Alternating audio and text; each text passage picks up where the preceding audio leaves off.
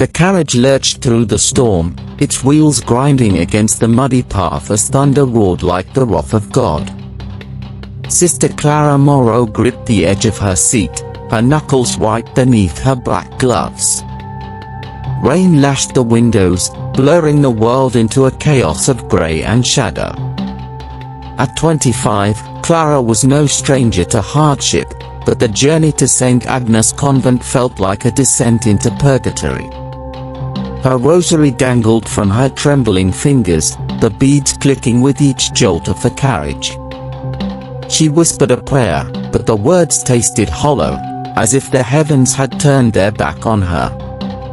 The driver, a grizzled man with eyes like chipped flint, had barely spoken since they left the village.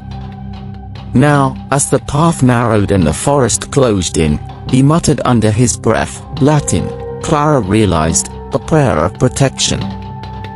Domin, solve numbers, he repeated, his voice barely audible over the howling wind. Clara leaned forward, her curiosity sharper than her fear. What are you afraid of? She asked, her French accent softening the English words. The driver glanced back, his face pale in the flicker of the lantern.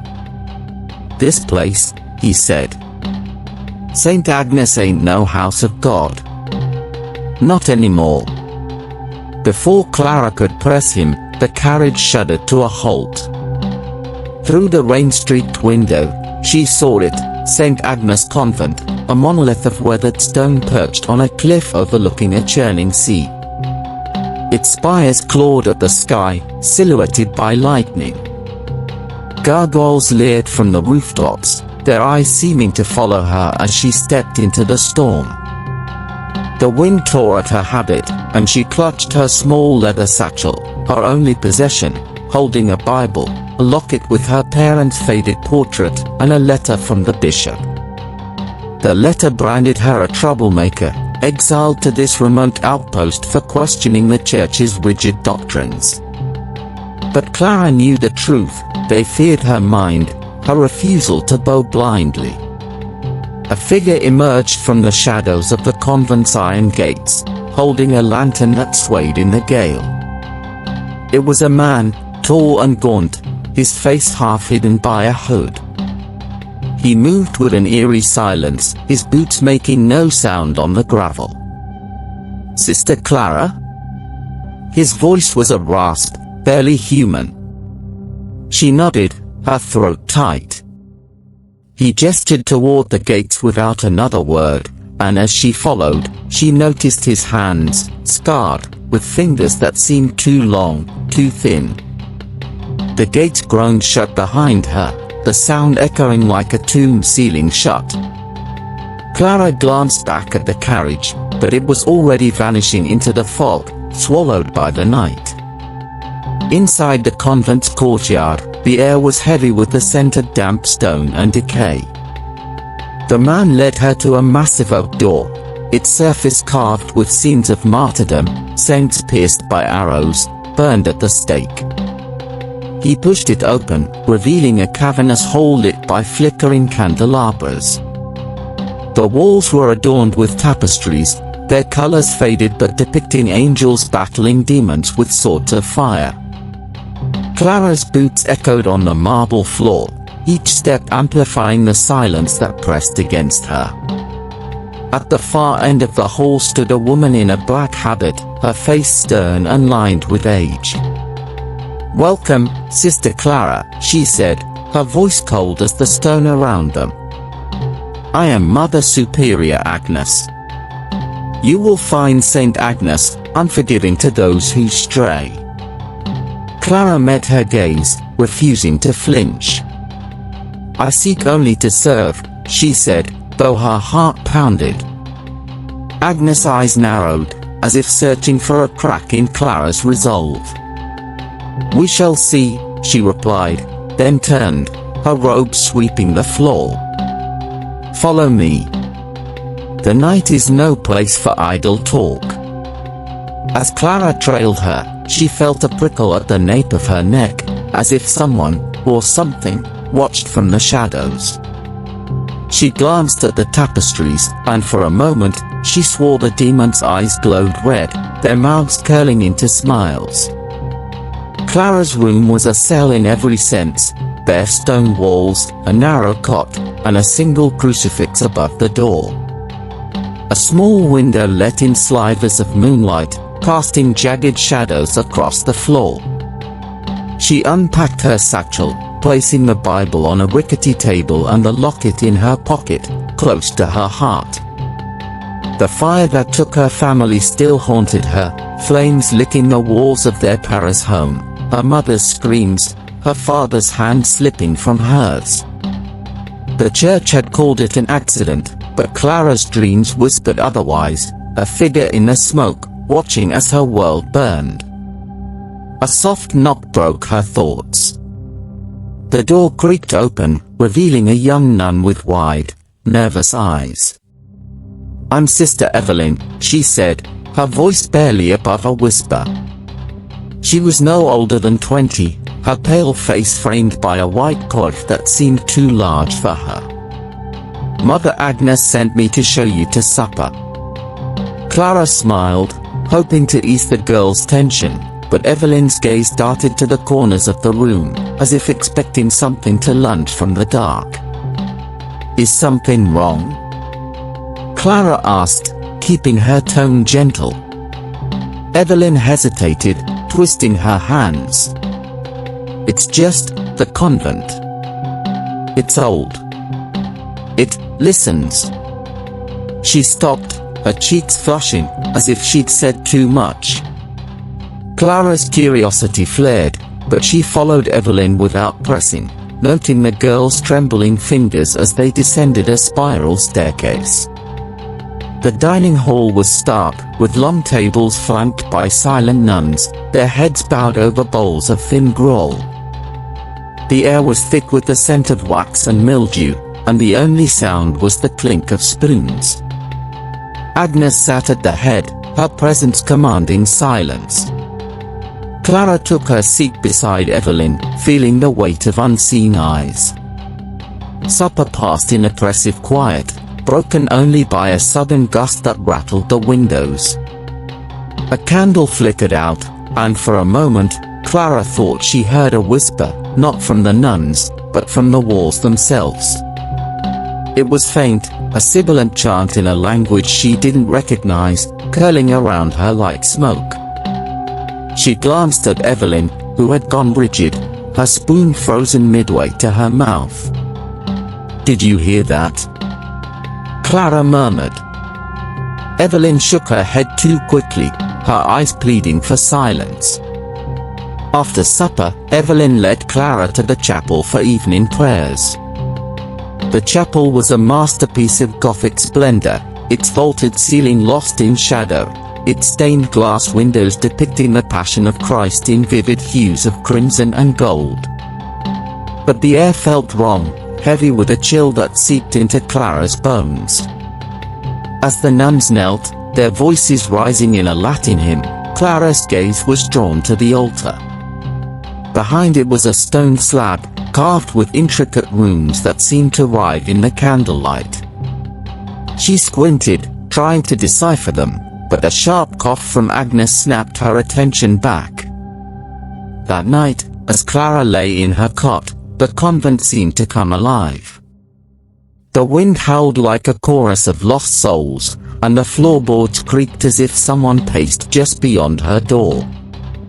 She clutched her rosary, whispering prayers, but sleep eluded her. Then, at the stroke of midnight, she heard it again, the chant, clearer now, rising from below. It was a woman's voice, laced with anguish, calling a name she couldn't quite make out. Clara sat up, her heart racing. The sound was coming from the chapel. Against her better judgment, she lit a candle and slipped into the corridor, her shadow dancing on the walls like a spectre. The corridor was a tunnel of darkness, the candle's flame barely piercing the gloom. Clara's breath misted in the frigid air as she crept toward the chapel, the chant growing louder with each step. It wasn't Latin, she realized, but something older, more primal, its cadence twisting in her mind like a serpent. Her habit brushed the stone walls, the sound unnervingly loud in the silence. She paused at a corner, her candle illuminating a tapestry of an angel weeping blood. The angel's eyes seemed to follow her, and for a moment, she swore the blood glistened wetly. The chapel doors loomed ahead, their iron hinges rusted with age. Clara pushed them open, wincing at the groan that echoed through the vast space. The stained glass windows were dark now, their colors muted, but the runes on the altar slab glowed faintly, pulsing like a heartbeat. The chant was deafening here, vibrating in her chest, and she traced it to a grate beneath the altar, half hidden by a velvet cloth. Kneeling, she peered through the bars and saw a flicker of red light far below, accompanied by a scream, a woman's scream, raw and desperate. Clara's hand trembled as she touched the grate, finding it locked. She tugged at it, but it held fast, the metal cold as ice. "Who's there?" she whispered, her voice swallowed by the darkness. The scream cut off abruptly, and the chant faded, leaving only the drip of water somewhere deep below. Footsteps echoed behind her, sharp and deliberate. Clara spun, her candle nearly guttering out, and found Mother Agnes standing in the doorway, her face a mask of fury. "What are you doing here, sister?" Agnes' voice was a blade, cutting through the silence. Clara stood, forcing her voice to remain steady. "I heard something." A scream. Agnes' eyes narrowed, her lips curling into a smile that held no warmth. "The wind plays tricks in these old walls. You do well to ignore it." She stepped closer, her shadow looming over Clara. "This crypt is forbidden to all but the chosen. Disobedience is a sin, Sister Clara, and Saint Agnes does not forgive easily." Clara held her gaze, her mind racing. The scream had been real, not a trick of the wind. But Agnes' words carried a threat, and the weight of her authority pressed against Clara's resolve. "I understand, Mother Superior," she said, lowering her eyes, though her heart burned with defiance. Agnes nodded, satisfied, and gestured for Clara to leave. As they exited the chapel, Clara glanced back at the grate, the red light now gone, but the memory of the scream lingered like a wound. Back in her cell, Clara couldn't shake the image of the crypt. She lit her candle and opened her Bible, seeking comfort, but her eyes fell on a passage from Revelation, and the beast was given a mouth to utter blasphemies.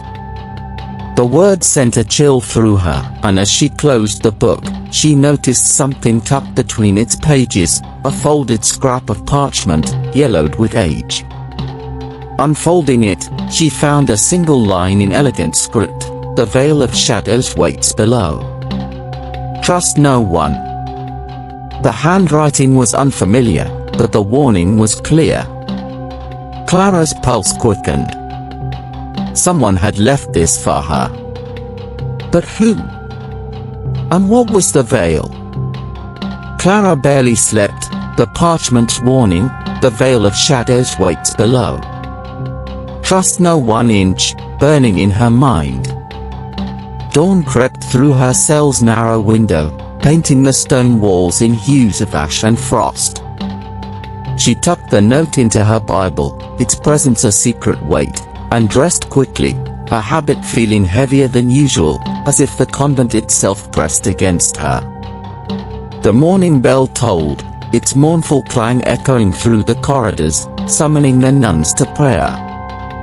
Clara joined the procession, her eyes scanning the faces of her sisters, some weary, others blank, or cloaked in silence. In the chapel, the air was thick with incense, its sweetness cloying, almost masking the faint rot that lingered beneath. The nuns knelt in neat rows, their voices weaving a hymn that felt more like a dirge. Clara's gaze drifted to the altar, where the rune-carved slab seemed to hum faintly, a vibration she felt in her bones. Then she saw him, a man in black vestments standing at the pulpit, his presence commanding the room. He was Father Dominic, the convent's priest, introduced by Agnes with a curt nod. In his mid-30s, he had a soldier's build, broad-shouldered and lean, with dark hair falling over a brow marked by a faint scar. His eyes, a piercing grey, met Clara's for a moment, and she felt a jolt, as if he'd seen straight through her. Dominic's sermon was unlike any Clara had heard. He spoke of redemption, not as a gift from God, but as a battle fought within. "We are all sinners," he said, his voice low and resonant, carrying a raw edge. "But it's in facing our darkness that we find light." His words stirred something in Clara, her guilt over the fire, her doubts about the church, her growing unease in this place. She wondered what sins he carried to speak with such conviction. As the nuns filed out, Dominic lingered, adjusting the candles on the altar. Clara approached, driven by a need to test the warning's weight. "Father Dominic," she began, her voice steady despite the flutter in her chest. "The convent feels unsettled. Have you noticed anything strange?" His hands paused, and he turned, his expression guarded but not unkind. "Saint Agnes is old, Sister Clara. Old places hold echoes." He stepped closer, lowering his voice. "But you're new here. Be careful what questions you ask." His tone wasn't threatening, but it carried a warning, and his gaze lingered too long, sparking a warmth Clara quickly suppressed. She nodded, retreating, but his words echoed the parchments, "Trust no one." That afternoon, Clara was assigned to the convent's garden, a tangled sprawl of roses and thorns choked by weeds. The sky was leaden, the air heavy with the promise of another storm. As she pruned, she felt eyes on her. Across the garden, the gaunt man from the gate, Silas, the groundskeeper, stood motionless, his scarred hands gripping a shovel. His stare was unblinking, and when Clara met it, he turned abruptly, vanishing into the mist. Her skin prickled. Silas hadn't spoken, but his presence felt like a threat, a silent promise of secrets buried deep. As she worked, Clara's thoughts returned to the crypt. The scream she'd heard wasn't the wind, and the red light wasn't a trick. She needed answers, but Agnes' threat loomed. Kneeling to pull a weed, she noticed something half buried in the soil, a silver ring, tarnished but engraved with a tiny rose. It felt personal, out of place in this desolate garden. She slipped it into her pocket, her resolve hardening. The convent was hiding something, and she would uncover it, no matter the cost. The convent's library was a labyrinth of dust and shadow, its shelves sagging under the weight of ancient tomes. Clara had been sent there to catalogue manuscripts, a task that felt like both punishment and opportunity. The air was thick with the scent of mouldering leather, and the only light came from a single chandelier, its candles dripping wax onto the floor. Evelyn worked beside her, her movements nervous, her eyes darting to the door as if expecting an intruder. Since the chapel incident, Evelyn had grown quieter, her fear palpable, and Clara sensed she knew more than she let on. "Evelyn," Clara said softly, stacking a pile of psalters, "you said the convent listens. What did you mean?" Evelyn froze, her fingers tightening around a book. "I shouldn't have said that," she whispered, glancing at the shadows. "It's just, things happen here. Nuns disappear. They say it's accidents, but Her voice trailed off, and she shook her head, as if silencing herself. Clara leaned closer, keeping her tone gentle. "You can trust me. If something's wrong, I want to help." Evelyn's eyes welled with tears, but before she could speak, a book fell from a shelf, landing with a thud that echoed like a gunshot. Both women jumped. Clara approached the fallen book, its cover bound in cracked leather, the title embossed in faded gold, Historia Sancti Agnetis. She opened it, revealing pages brittle with age, written in Latin. The text chronicled the convent's founding, but one passage caught her eye. The site was cleansed of pagan filth, yet the shadow remains, bound beneath the altar. A crude sketch accompanied it, a veiled figure with horns, its hands dripping black ink. Clara's pulse quickened. This was no saint, it was something profane. "Put that away," Evelyn hissed, her voice trembling. "If Agnes sees you with it," she didn't finish, but her fear was enough. Clara slipped the book under her habit, determined to read it later. As they resumed work, a low moan echoed through the library, like wind trapped in a cavern. The chandelier swayed, though no breeze stirred the air. Clara's candle flickered, and for a moment, the shadows on the wall seemed to twist into shapes, claws, eyes, a veiled face. Evelyn grabbed her arm, her nails digging in. "It's her," she whispered. "She knows we're here." "Who?" Clara demanded, but Evelyn only shook her head, pulling her toward the door. As they fled, Clara glanced back and saw a book on the shelf shift, as if pushed by an unseen hand. Her heart pounded, but she forced herself to stay calm. The convent wasn't just haunted, it was alive, and it was watching her. Back in the corridor, Evelyn's face was ashen. "Promise you won't go looking for trouble," she said, her voice barely audible. Clara nodded, but it was a lie. The book, the ring, the scream, they were pieces of a puzzle, and she would solve it. Night fell over St. Agnes like a shroud, the stars hidden by clouds that churned with menace. Clara sat in her cell, the stolen book open on her lap. By candlelight, she deciphered its Latin, her hands trembling as the words painted a chilling picture. St. Agnes was built to seal a blasphemous rift, a gateway to a demon called Asmodea, the Bride of Shadows. The nuns were meant to guard it, their purity a shield, but the book hinted at betrayal. Sins committed in the convent's walls had weakened the seal, feeding the demon's power. The final page was torn out, leaving only a cryptic phrase, "The veil chooses its bride." Clara's mind raced. The runes on the altar, the red light in the crypt, could they be linked to Asmodea? And what did the note in her Bible mean by "the veil"? She hid the book under her mattress, her thoughts interrupted by a soft tap at the door. It was Evelyn, her face pale, clutching a shawl. "I couldn't sleep," she said, stepping inside. "I keep hearing her, the woman in the veil." Clara's breath caught. "You've seen her?" Evelyn nodded, her eyes haunted. "In my dreams. She calls my name, says I'm chosen." Her voice broke, and Clara took her hand, feeling the girl's fear like a current.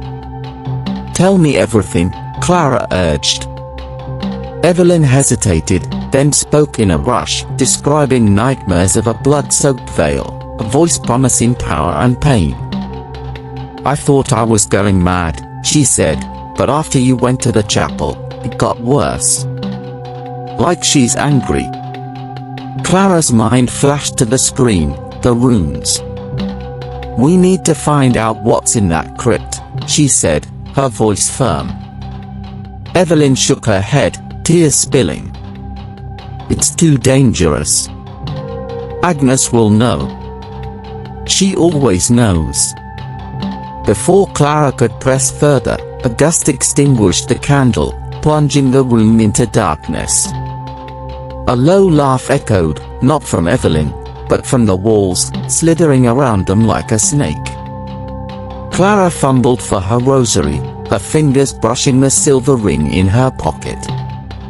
The air grew heavy, pressing against her chest, and she heard it, a whisper, clear and cold. "Clara," Evelyn whimpered, clutching her arm. The laugh faded, and the candle flared back to life, revealing nothing but the empty cell. Evelyn was sobbing now, and Clara pulled her close, her own heart pounding. "We're not alone here," she said, her voice steady despite her fear. "But I won't let her have you." Clara resolved to confront the crypt again, but she needed an ally. Dominic's warning echoed in her mind, "Be careful what questions you ask," but his eyes had held something else, a flicker of understanding. She would seek him out, test his loyalties. As Evelyn slept fitfully on the cot, Clara stared at the crucifix above the door. It seemed to tilt, ever so slightly, as if mocking her faith. The convent was a chessboard, and Clara was a pawn in a game she didn't yet understand. But she would play, and she would win. Morning broke over St. Agnes with a sickly pallor, the sun struggling through a veil of clouds that clung to the cliffs like a mourner's shroud. Clara's sleep had been fitful, haunted by the whisper that called her name and the image of Evelyn's tear-streaked face. She tucked the silver ring and the stolen book deeper into her satchel, their secrets a constant pressure against her mind. The convent's routine resumed with mechanical precision, prayers, chores, silence, but Clara felt the weight of unseen eyes, as if the very walls judged her every step. Assigned to scrub the chapel's floors, Clara worked alone, the vast space echoing with the scrape of her brush. The stained glass windows cast fractured light, painting the marble in shades of blood and shadow. She paused near the altar, her eyes drawn to the rune-carved slab. In daylight, the runes seemed dormant, but their presence gnawed at her, a reminder of the crypt below. As she scrubbed, the shadow fell across her, and she looked up to find Silas, the groundskeeper, standing in the doorway. His gaunt frame was motionless, his scarred hands folded like a corpse's. His eyes, flat and unreadable, locked onto hers, and Clara's skin crawled. "Can I help you?" she asked, her voice sharper than intended. Silas didn't speak. He never did, Evelyn had said, his tongue cut out years ago for reasons no one dared whisper. But his gaze spoke volumes, a mix of warning and something darker, almost hungry. He pointed to the slab, then to Clara, and shook his head slowly. Before she could respond, he turned and shuffled away, his footsteps silent despite the stone floor. Clara's heart raced. Was he warning her off the crypt, or marking her as a threat? She resumed scrubbing, but the rune seemed to pulse under her brush, and for a moment, she swore the marble felt warm, like flesh. That evening, Clara sought out Father Dominic, driven by a need for answers and a dangerous curiosity about the man himself. She found him in the sacristy, polishing a silver chalice with deliberate care. The room was small, lit by a single lamp, its walls lined with vestments and relics.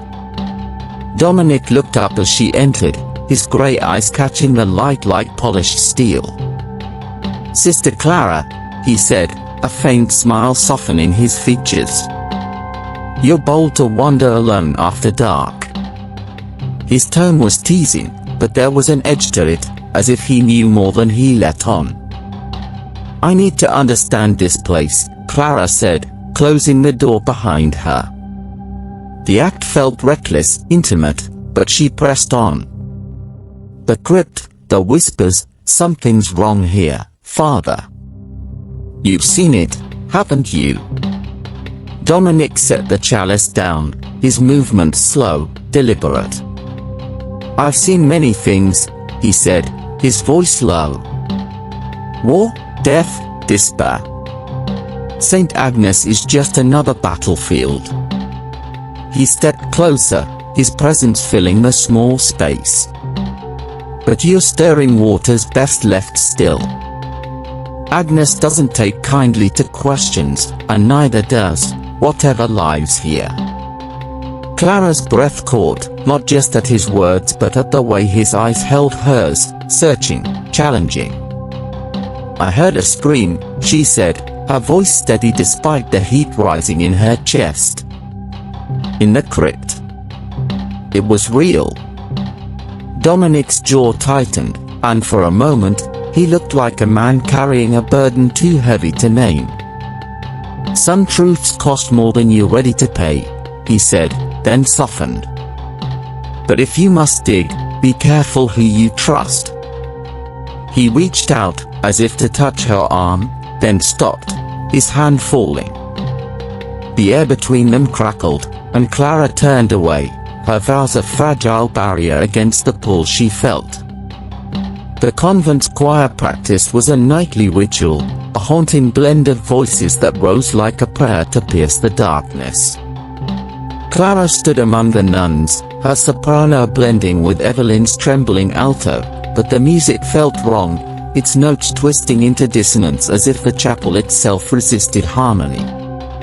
The organ groaned under Sister Ruth's arthritic fingers, and the stained glass saints seemed to watch with disapproval, their eyes glinting in the candlelight. Clara's gaze kept drifting to the altar slab, its runes now hidden by a heavy cloth, but she could feel their presence, a silent pulse beneath the hymn. Evelyn stood close, her face pale, her hands clutching the hymnal as if it were a lifeline. Since their talk, she'd grown more withdrawn, her eyes darting to shadows as if expecting an attack. Clara whispered, "Are you all right?" Evelyn shook her head, her lips barely moving. "She's here," she murmured. "I feel her." Before Clara could ask more, the organ faltered, and a low moan filled the chapel, not from the pipes but from the walls, a sound like a woman weeping in despair. The nuns froze, their voices dying, and the candles flickered as if caught in a draught. Agnes, standing at the choir's head, raised a hand for silence. "Enough," she snapped, her eyes scanning the group, lingering on Clara. "The devil tests us with distractions. Resume." But the moan grew louder, joined by a scratching, like claws on stone, coming from beneath the altar. Clara's heart pounded, and she saw Evelyn sway, her eyes wide with terror. Without thinking, Clara grabbed her hand, steadying her. The other nuns whispered prayers, their faces pale, but Agnes remained unmoved, her gaze cold and commanding. As the choir resumed, Clara noticed something on the floor, a trail of dark liquid seeping from under the altar cloth, pooling like ink. It wasn't water, it shimmered, almost alive, and the air grew thick with the scent of iron and decay. She nudged Evelyn, who gasped, her fingers tightening around Clara's. "It's blood," Evelyn whispered, her voice breaking. Clara's mind raced to the screen, the red light. She wanted to investigate, but Agnes' presence was a chain, binding her to the choir. The hymn ended, and the nuns dispersed, but Clara lingered, pretending to adjust her hymnal. When the chapel emptied, she approached the altar, her pulse loud in her ears. She lifted the cloth, revealing the slab, its runes now slick with the dark liquid. It wasn't blood, she realized, but something thicker, blacker, pulsing faintly. She reached out, then stopped as footsteps echoed behind her. It was Dominic, his face grim. "You don't listen, do you?" he said, but there was no anger, only a weary concern. "Get out of here, Clara. Now." She wanted to argue, but the liquid began to bubble, and a whisper, her name, rose from the slab. She backed away, Dominic's hand on her arm, guiding her out as the chapel seemed to shudder around them. Back in her cell, Clara's hands shook as she retrieved the stolen book from under her mattress. The chapel's liquid, the moan, Evelyn's fear. They were connected, and the answers lay in these pages. By candlelight, she read further, the Latin text revealing a grim history. St. Agnes was a prison, not a sanctuary, built to contain Asmodea, a demon who fed on human weakness, lust, envy, despair. The nuns' vows were meant to starve her, but some had faltered, their sins strengthening the demon until she could choose a bride to possess. The book mentioned a Sister Beatrice, a nun who tried to seal the rift but vanished, her fate unwritten. Clara's thoughts were interrupted by a knock. It was Evelyn, her face ghostly, her habit disheveled. "I saw her again," she said, stepping inside, her voice trembling. "In the mirror. She was behind me, her veil, it was bleeding." Clara pulled her to the cot, her mind racing.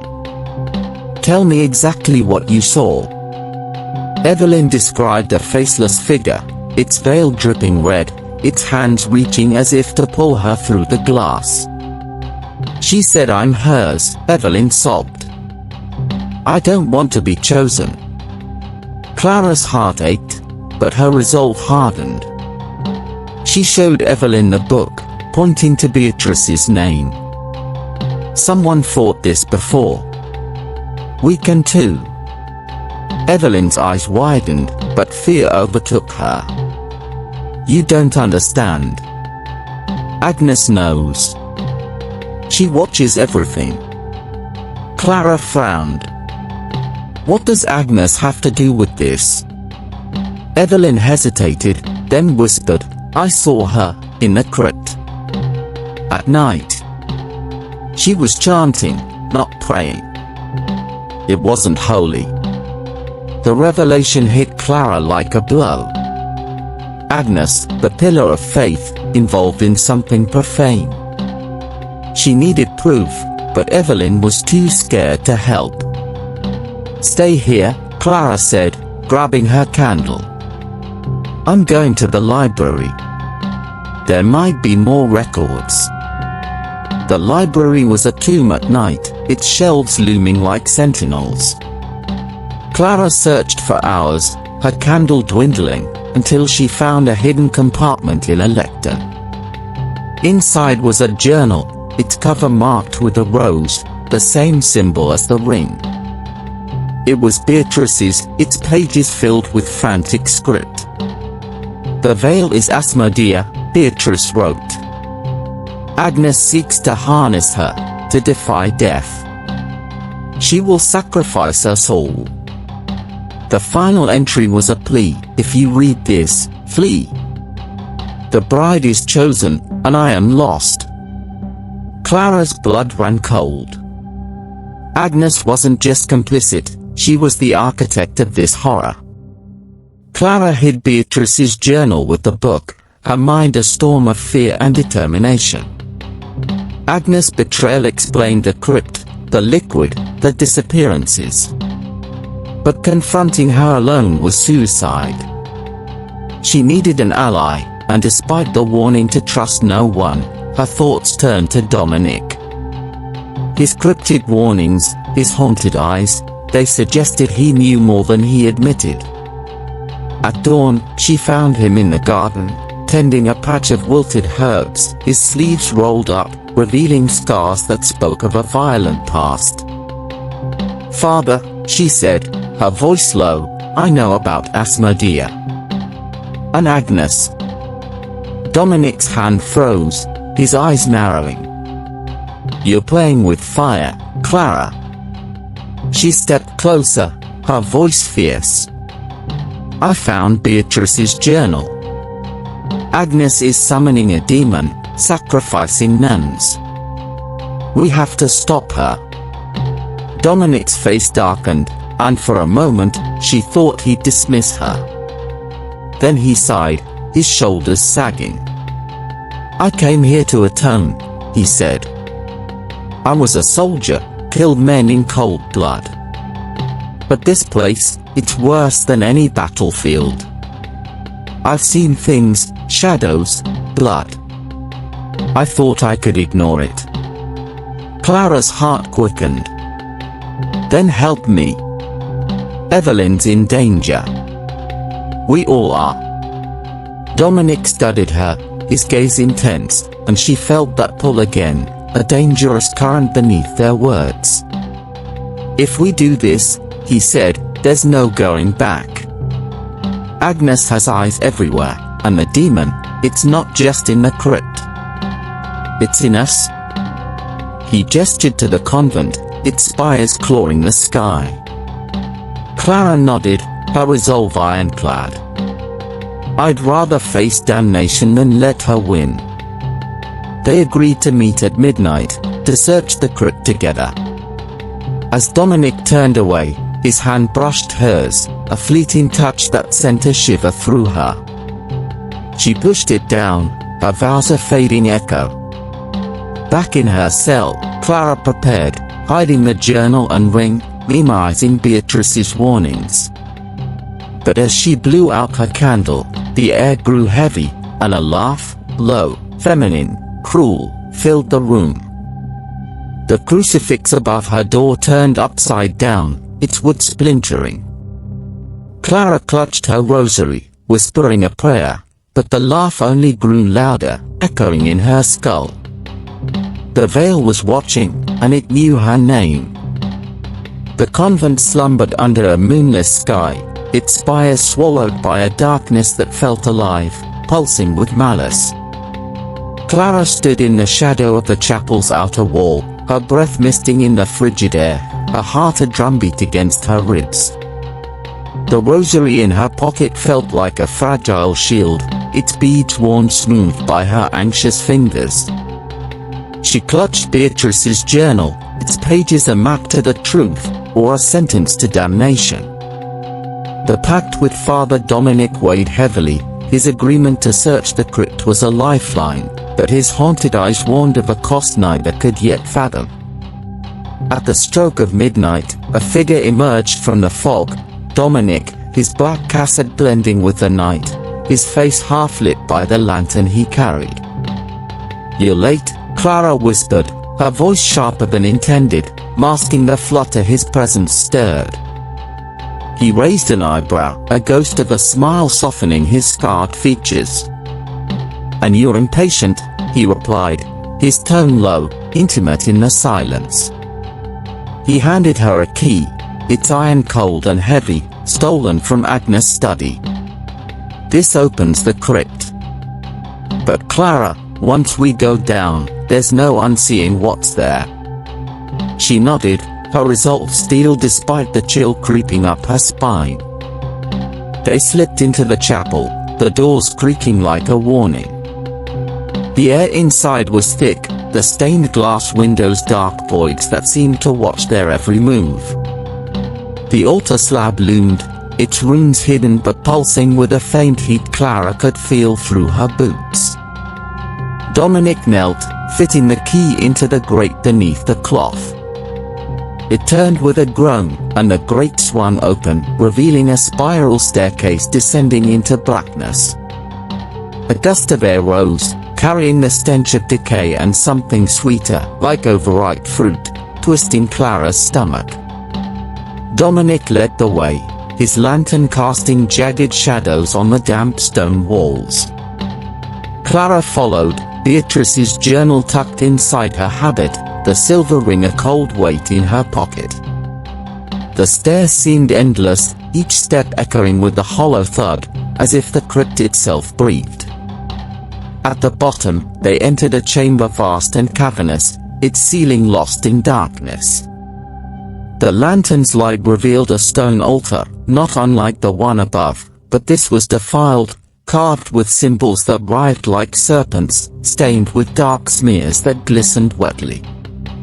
At its center was a pool, not of water but of a black, viscous liquid, its surface rippling as if stirred by an unseen hand. Clara's breath caught. "This is what Evelyn saw," she whispered, her voice swallowed by the chamber's oppressive silence. Dominic's face was grim, his hand hovering near the dagger at his belt, a soldier's instinct, not a priest's. "It's more than that," he said, pointing to the walls. They were lined with niches, each holding a small urn, their lids etched with names. Clara approached one, her fingers tracing the inscription, "Sister Margaret, 1842.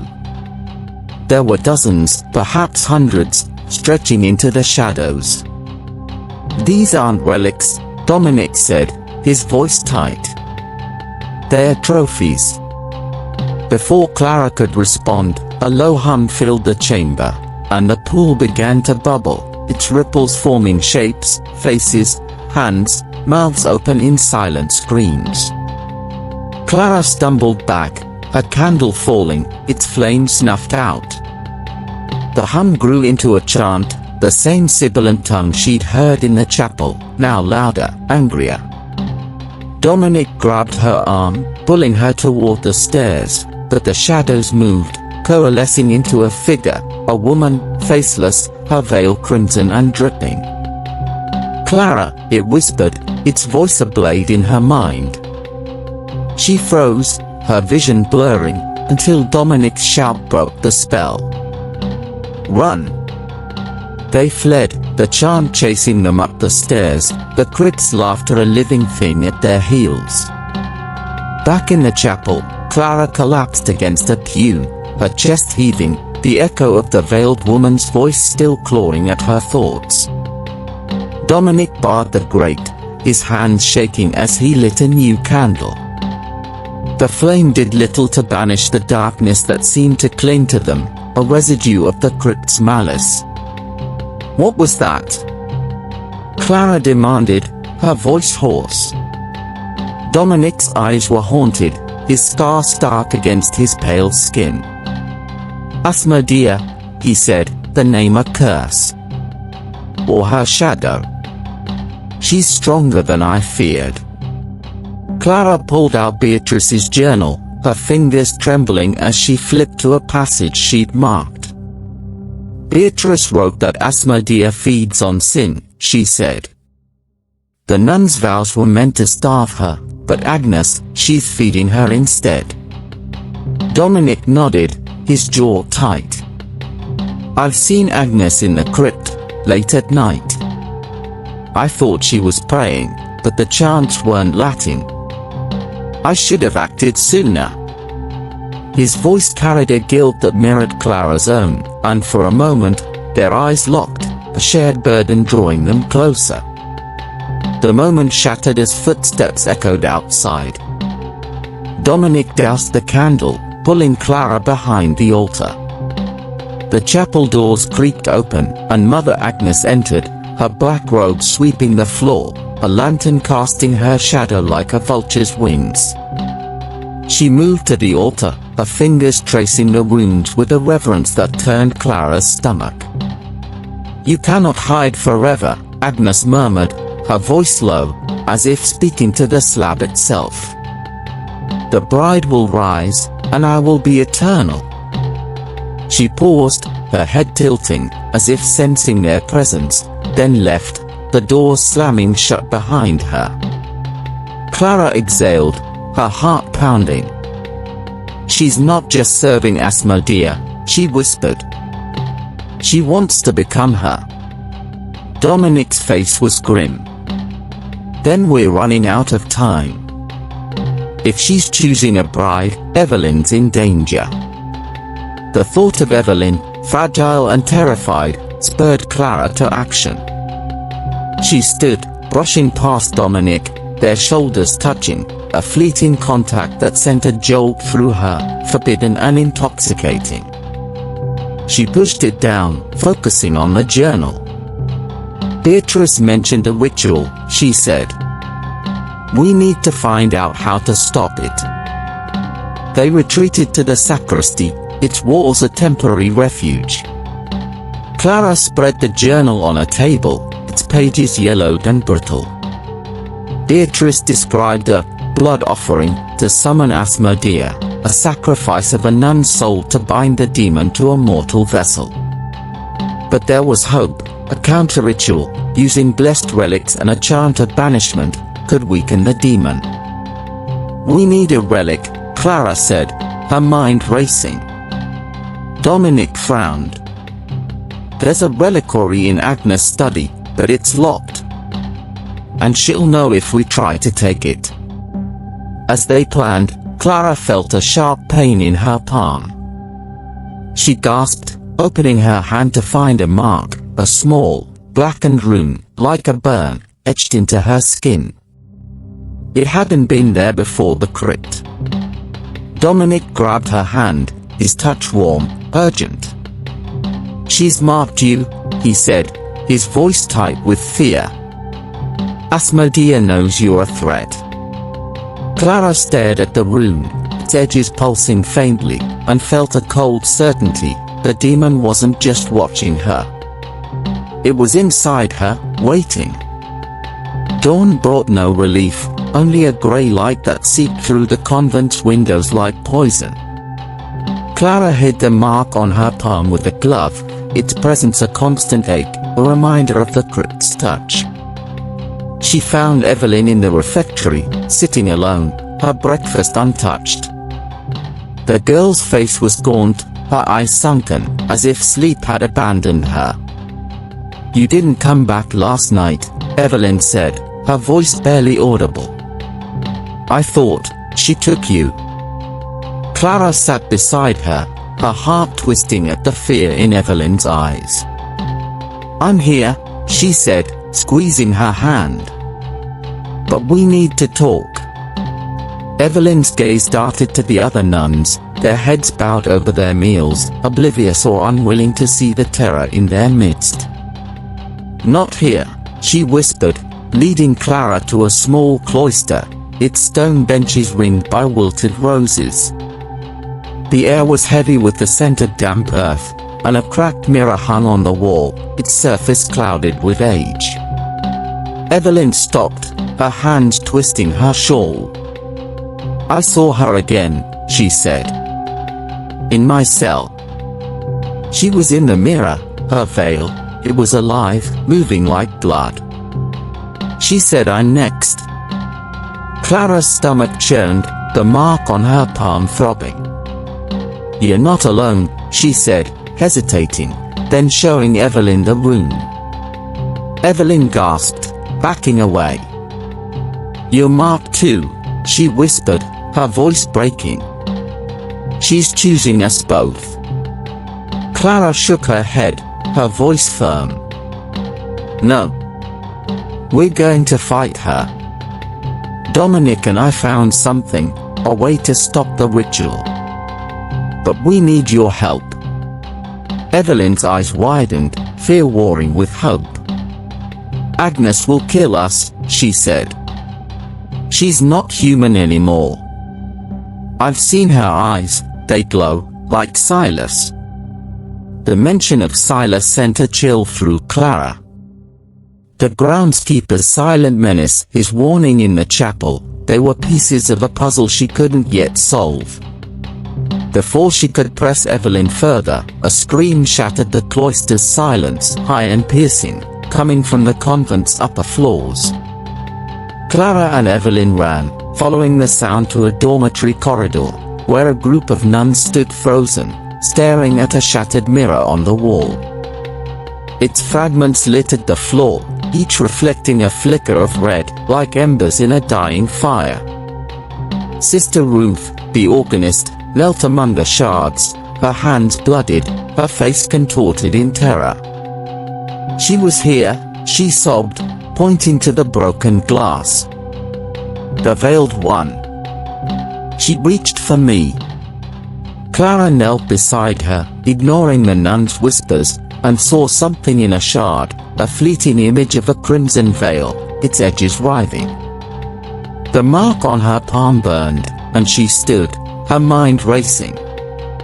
Asmodea was growing bolder, her presence no longer confined to the crypt. Clara helped Ruth to the infirmary, her resolve hardening. They had to act before the demon claimed them all. Back in the cloister, Evelyn was gone, her shawl left on the bench. Clara's heart sank, fear for her friend mingling with the dread of the shattered mirror. She clutched the journal, its pages her only guide, and vowed to find Evelyn before Agnes, or Asmodea, did. The convent was a trap, its walls closing in, and Clara was running out of time. The convent's corridors were a maze of shadows, each turn deepening Clara's dread as she searched for Evelyn. The shawl left in the cloister was a silent accusation, its frayed edges whispering of her friend's fear. The mark on Clara's palm throbbed, a burning reminder of Asmodea's claim, and Beatrice's journal, tucked inside her habit, felt like a lead weight. She needed the reliquary Dominic had mentioned, a blessed artifact to counter the demon's ritual, but Agnes' study was a fortress, its door guarded by her iron will and the convent's unseen eyes. Clara found Dominic in the garden, where the roses seemed to wilt under the weight of the fog. He was sharpening a dagger, its blade catching the dim light, a relic of his soldier's past. "Evelyn's gone," Clara said, her voice tight with urgency. "I think Agnes took her." Dominic's hand stilled, his eyes darkening. "Then we can't wait," he said, sheathing the dagger. "The reliquary's our only chance. Agnes keeps it in a locked cabinet, but she's in the chapel now. We move tonight." Their plan was reckless, but Clara's fear for Evelyn outweighed her caution. As dusk fell, they crept through the convent, avoiding the nuns' patrols, their footsteps muffled by the threadbare rugs. Agnes' study was on the top floor, its door carved with cherubs whose eyes seemed to follow them. Dominic picked the lock with a skill that spoke of a life before the priesthood, and they slipped inside. The room was a shrine to control, shelves lined with ledgers, a desk strewn with maps, and a crucifix that hung askew, as if rejecting its own sanctity. The reliquary was a silver box, no larger than a book, locked in a glass cabinet. Its surface was etched with Latin prayers, and inside, Clara glimpsed a fragment of bone, yellowed with age. "Saint Agnes' finger," Dominic whispered, his breath warm against her ear, their closeness a dangerous distraction. He broke the glass with a muffled blow, and Clara reached for the box, her fingers brushing its cold metal. But as she lifted it, the room grew dark, the candle snuffing out as if by an unseen breath. A low laugh echoed, feminine and cruel, and the mark on Clara's palm flared, searing her skin. The air thickened, heavy with the scent of blood and ash. Shadows writhed on the walls, forming claws, eyes, a veiled silhouette that pulsed with malice. "Thieves," the voice hissed, not from the room but from inside Clara's mind. She staggered, clutching the reliquary, its weight suddenly unbearable. Dominic grabbed her arm, his dagger drawn, but the shadows lunged, knocking him against the desk.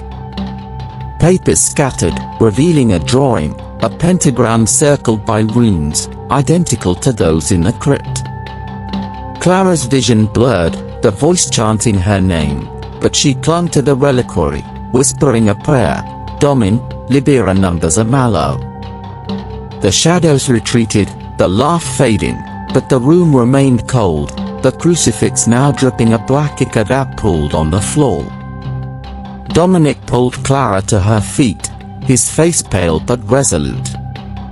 "She's fighting us," he said, his voice rough. "Asmodea knows we're close." Clara nodded, her hand trembling as she hid the reliquary under her habit. They fled the study, the drawing burned into her memory, a blueprint of Agnes' ritual, a map to Evelyn's fate. As they parted, Dominic's hand lingered on hers, a silent promise that stirred her heart, forbidden and fierce. Clara hid the reliquary in her cell, wedging it beneath a loose floorboard, its presence both a shield and a burden. Sleep was impossible, her mind torn between Evelyn's absence and the mark on her palm, now spreading like a spider's web across her skin. She lit a candle, its flame flickering as if afraid, and opened Beatrice's journal, searching for the banishment chant. The words were Latin, jagged and ancient, meant to be spoken with a relic's blessing. But each line felt like a challenge, as if the journal itself resisted her. Exhaustion claimed her, and Clara slipped into a dream, or something worse. She stood in the crypt, the black pool now a mirror, its surface reflecting not her face but a woman's, veiled in crimson, her eyes hollow voids. "You cannot stop her," the figure said, her voice a caress and a threat. "Join me, Clara, and be free." The veil parted, revealing a face that was Clara's own, twisted by rage and power, her eyes glowing red. The dream shifted, and she saw Evelyn, chained to the crypt's altar, her screams drowned by Agnes' chants. Blood flowed from Evelyn's wrists, feeding the pool, and Agnes laughed, her face merging with the veiled woman's. Clara woke with a gasp, her candle extinguished, the room freezing. The mark on her palm pulsed, and she felt a pull, as if the crypt called her back. She stumbled to the window, gulping the night air, but the fog outside formed shapes, hands, faces, a veil that writhed like a living thing. The convent was no longer a building, it was a beast, its heart beating in the crypt, its hunger focused on her. She clutched the rosary, but the beads felt brittle, ready to snap. A knock startled her. It was Sister Ruth, her hands still bandaged from the shattered mirror, her eyes wild. "You saw her too, didn't you?" Ruth whispered, slipping inside. "The veiled one. She's in my head, telling me to hurt myself."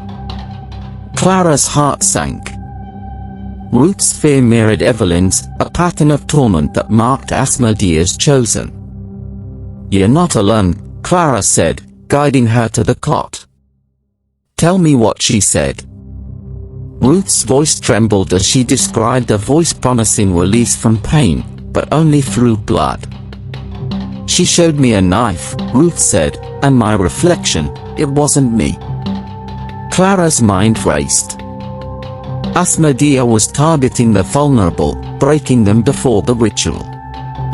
She gave Ruth her rosary, urging her to pray, but the gesture felt hollow. As Ruth left, Clara noticed a smear on the doorframe, black, viscous, like the ichor in Agnes' study. It formed a rune, identical to the one on her palm. The demon wasn't just hunting, it was marking its territory, and Clara's cell was no longer safe. She resolved to find Evelyn before the next night, before the ritual could claim her, or herself. Morning brought a storm, thunder shaking the convent's walls as if the heavens themselves raged against its secrets. Clara searched for Evelyn, checking the dormitories, the cloister, even the infirmary, but found only whispers among the nuns, rumors of another disappearance, another accident. Her desperation grew, the reliquaries weight a constant reminder of their fragile hope. She needed Dominic, his strength, his knowledge, but he was absent, called to a meeting with Agnes, leaving Clara to face the convent's menace alone. In the library, Clara pored over Beatrice's journal, its pages now curling at the edges, as if decaying under Asmodea's gaze. A new passage caught her eye, the demon's power grows with betrayal. One among us aids her, wearing a mask of faith. The words chilled her. Was it Agnes alone, or another traitor? Her thoughts were interrupted by a rustle, and she turned to find Silas, his gaunt frame blocking the doorway. His eyes were no longer flat, they glowed faintly, a sickly red, and his scarred hands twitched as if eager to strike. Clara stood, her hand slipping to the dagger she'd taken from Dominic's satchel, hidden in her habit. "What do you want?" she demanded, her voice steady despite her fear. Silas didn't speak, but he pointed to the journal, then to his own chest, where a faint rune glowed through his tattered shirt. He was marked, like her, but his was older, crusted with dried blood. He stepped closer, his breath a rasp, and Clara raised the dagger, her heart pounding. But Silas only smiled, a grotesque, lipless grin, and dropped a small object at her feet before retreating into the shadows. It was a locket, silver and tarnished, engraved with a rose. Clara's breath caught. It matched the ring she'd found in the garden. Inside was a miniature portrait of a young woman, her face strikingly like Evelyn's, but older, with eyes that held a quiet defiance. The back was inscribed, Beatrice, 1850. Clara's mind reeled. Was this Beatrice's locket? And why had Silas given it to her? The journal's warning echoed, betrayal among them. Silas wasn't just a servant, he was a player in this game, his silence a mask for secrets older than the convent itself. Clara hid the locket, her resolve hardening. She needed to confront Dominic, to demand the truth about Silas, about Agnes, about the crypt's hold on them all. But as she left the library, the storm outside intensified, and a crack of lightning illuminated the corridor, revealing a figure at its end, a woman, veiled in crimson, her hands dripping black. Clara blinked, and the figure was gone, but the air grew heavy, and her mark burned, a warning that Asmodea was closing in. Evelyn was running out of time, and Clara's faith was fraying, thread by thread.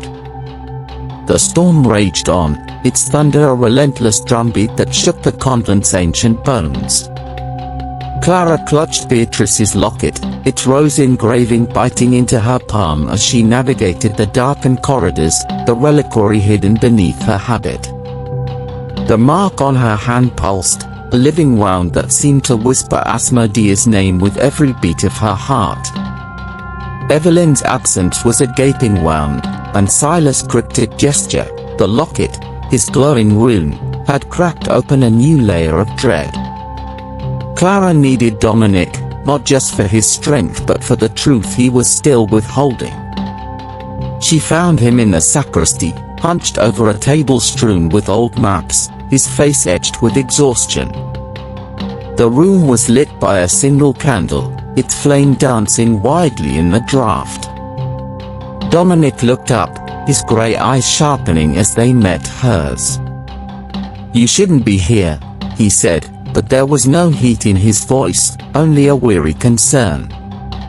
Clara closed the door, the act sealing them in a fragile cocoon of secrecy. "Silas gave me this," she said, placing the locket on the table. "It's Beatrice's. He's marked, like me. What's his role in this?" Dominic's jaw tightened, his fingers brushing the locket as if it burned. "Silas was a priest here, long ago," he said, his voice low, reluctant. "He loved Beatrice against his vows. When she tried to stop Asmodea, he betrayed her, told Agnes about her plan. The demon cursed him, took his tongue, bound him to serve her. Is her eyes now, her hands?" Clara's stomach churned. Silas wasn't just a victim, he was a traitor, his silence a weapon. "Then why give me this?" she asked, her voice sharp. Dominic shook his head. "Guilt, maybe. or a trap? With Asmodea, nothing certain. The air between them grew heavy, charged with unspoken truths. Clara stepped closer, her voice softening. "What are you telling me, Dominic? You knew about Silas, about Agnes. What else are you hiding?" His eyes flickered, and for a moment, she saw the soldier he'd been, haunted, scarred, a man who'd faced death and carried its weight. "I came here to escape my past," he said, his voice raw. "I killed men in war, Clara. Innocent men. I thought St. Agnes was my penance, but it's a prison. I saw the crypt's power my first week, felt her voice in my head. I stayed silent because I was afraid." His confession hung between them, a bridge and a barrier. Clara's heart ached, her own guilt, her family's death, the fire she'd caused, mirroring his. Without thinking, she touched his hand, her fingers brushing his scars. "We're both afraid," she whispered. "But we can't stop now. Evelyn needs us." Dominic's gaze softened, and for a moment, their hands lingered, the contact a spark in the dark.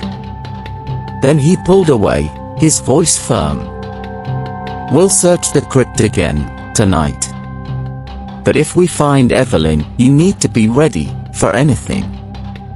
As they planned, a scream pierced the sacristy's walls, high and desperate, echoing from the upper floors. Clara's blood ran cold. It was Evelyn's voice, she was sure of it. They ran, Dominic's dagger drawn, Clara's heart pounding with fear and hope. The corridor was chaos, nuns huddled in doorways, their faces pale as another scream rang out. It came from the attic, a place forbidden to all but Agnes. Clara and Dominic pushed through, their pact now a vow sealed in urgency, the locket's weight a reminder that betrayal lurked in every shadow. The attic stairs creaked under Clara's boots, each step a protest against the convent's oppressive silence. The air grew thinner, thick with dust and a metallic tang of blood. Dominic led the way, his lantern casting wild shadows on the slanted walls, his dagger gleaming like a promise. Evelyn's scream had stopped, leaving a void that felt more terrifying than the sound itself. Clara's mark burned, and Beatrice's locket seemed to pulse in her pocket, as if alive with its owner's defiance. The attic was a cavern of forgotten things, broken pews, moth-eaten tapestries, crates draped in cobwebs. At its center stood a locked door, its wood scarred with claw marks, as if something had tried to escape. Dominic forced the lock, the splintering wood echoing like a gunshot. Inside was a small chamber, its walls painted with crimson runes that glowed faintly, pulsing in time with Clara's mark. A single chair sat in the center, its arms stained with dried blood, and beside it, a table held a silver bowl filled with a black liquid that writhed like a living thing. Evelyn was there, slumped in a chair, her wrists bound with coarse rope, her habit torn. Her eyes were closed, her face pale as death, but her chest rose faintly, she was alive. Clara rushed to her, cutting the ropes with Dominic's dagger, her hands trembling. "Evelyn, wake up," she whispered, shaking her gently. Evelyn's eyes fluttered open, unfocused, and she whimpered, "She's coming, the bride." Before Clara could ask more, Dominic hissed a warning, pointing to the doorway. Footsteps approached, slow and deliberate. "Agnes." Clara pulled Evelyn to her feet, her friend's weight heavy against her. Dominic barred the door, but the wood groaned under a sudden force, as if struck by an unseen hand. The runes on the walls flared, and a black liquid in the bowl began to boil, its vapors forming a face, a woman's, veiled, her mouth open in a silent scream. Clara's mark seared her palm, and she felt a pull, as if the liquid called her to join it. "We have to go," Dominic said, his voice urgent, but the door buckled, and Agnes' voice rang out, cold and commanding. "You cannot take what is hers." Clara grabbed the bowl, intending to smash it, but the liquid surged, splashing her hand. It burned, not with heat but with a cold that sank into her bones, and her vision darkened, filled with images: Evelyn bleeding on the altar, Dominic's body broken, Clara herself wearing the crimson veil, her hands dripping blood. She screamed, dropping the bowl, its contents spilling across the floor, eating through the wood like acid.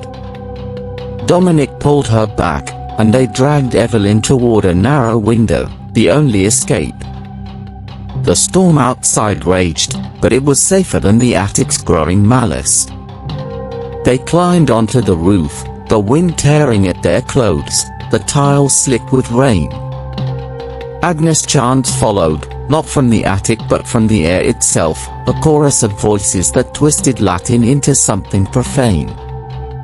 Clara held Evelyn close, her friends wait a reminder of their mission. Dominic led them to a ledge, his face grim. "We'll hide in the stables," he said. "But Asmodea's awake now. She won't stop." As they descended, Clara glanced back, and in the lightning's flash, she saw the attic window, a veiled figure watching, its hands pressed against the glass. The stables were a refuge of damp straw and flickering lanterns, their warmth a stark contrast to the storm's fury. Clara and Dominic laid Evelyn on a blanket, her breathing shallow but steady. Her wrists were raw, marked with runes that mirrored Clara's, and her murmurs, the bride," sent a chill through Clara's heart. The reliquary, still hidden in her habit, felt heavier, its power their only hope against the demon's growing strength. But the attic's horrors lingered, the black liquid's touch a poison in Clara's veins, her mark now spreading to her wrist, its tendrils like veins of ink. Dominic knelt beside Evelyn, checking her pulse, his face a mask of controlled fear. "She's been drugged," he said, his voice low. Agnes must have used something to keep her compliant. Clara's anger flared, her fists clenching. "She's preparing her for the ritual. We have to stop it before the next moon," Beatrice said. "That's when the rift opens." Dominic nodded, but his eyes held a question, one Clara dreaded. "And you?" he asked, glancing at her gloved hand. "That mark, it's changing you." Clara pulled off the glove, revealing the rune spread, its edges glowing faintly in the dim light. "I feel her," she admitted, her voice trembling. "In my dreams, my thoughts. She wants me to give in." Dominic's hand closed over hers, his touch grounding, forbidden. "You're stronger than she is," he said, his voice fierce. "You've faced worse and survived." His words stirred memories of the fire, her family's screams, the smoke choking her lungs, the figure she'd seen in the flames, watching. She'd always thought it was guilt, but now she wondered, had Asmodea been there, even then? Their moment was broken by a rustle outside. Dominic drew his dagger, motioning for silence, and crept to the stable door. Clara followed, her heart pounding, and through a crack in the wood, she saw Silas, his gaunt figure illuminated by lightning, a shovel in his hands. He wasn't alone. Two nuns, their eyes glowing red, flanked him, their movements jerky, like puppets. "They are hers," Dominic whispered, his breath warm against her ear. "Possessed." Clara's mind raced. Silas wasn't just a traitor, he was Asmodea's enforcer, and he'd tracked them. Clara grabbed a pitchfork, her fear giving way to resolve. "We can't let them find Evelyn," she said. Dominic nodded, and they slipped out the back, circling through the storm to flank their pursuers. The rain was a curtain, hiding their movements, but the nun's eyes cut through it, unblinking, unnatural. Clara struck first, driving the pitchfork into one nun's shoulder, her scream more animal than human. Dominic tackled the other, his dagger flashing, but Silas lunged, his shovel swinging toward Clara's head. She ducked, the metal grazing her cheek, and kicked his knee, sending him sprawling. They ran, dragging Evelyn, the stables now a fading sanctuary as Asmodea's laughter echoed in the wind. The storm's fury chased Clara, Dominic, and Evelyn through the convent's outer grounds, the rain a relentless lash that blurred the world into a haze of grey and shadow. Evelyn's weight dragged at Clara's arms, her friends' murmurs, the bride, a haunting refrain that matched the pulse of the mark on Clara's palm. The reliquary, hidden beneath her habit, burned against her skin, its holy weight a fragile counter to the demon's growing presence. Dominic led them to the convent's old bell tower, a crumbling spire half swallowed by ivy, its door barely standing against the wind. Inside, the air was thick with dust and a faint tang of rust, the tower's interior a hollow shell of rusted bells and splintered beams. Dominic barred the door with a broken plank, his breath ragged, his dagger still slick with the blood of the possessed nun.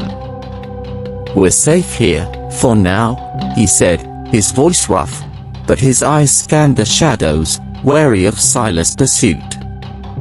Clara laid Evelyn on a pile of sacks, checking her pulse, weak but steady. The wounds on Evelyn's wrists glowed faintly, a mirror to Clara's own mark, and her friend's eyes fluttered, unfocused, as if trapped in a nightmare.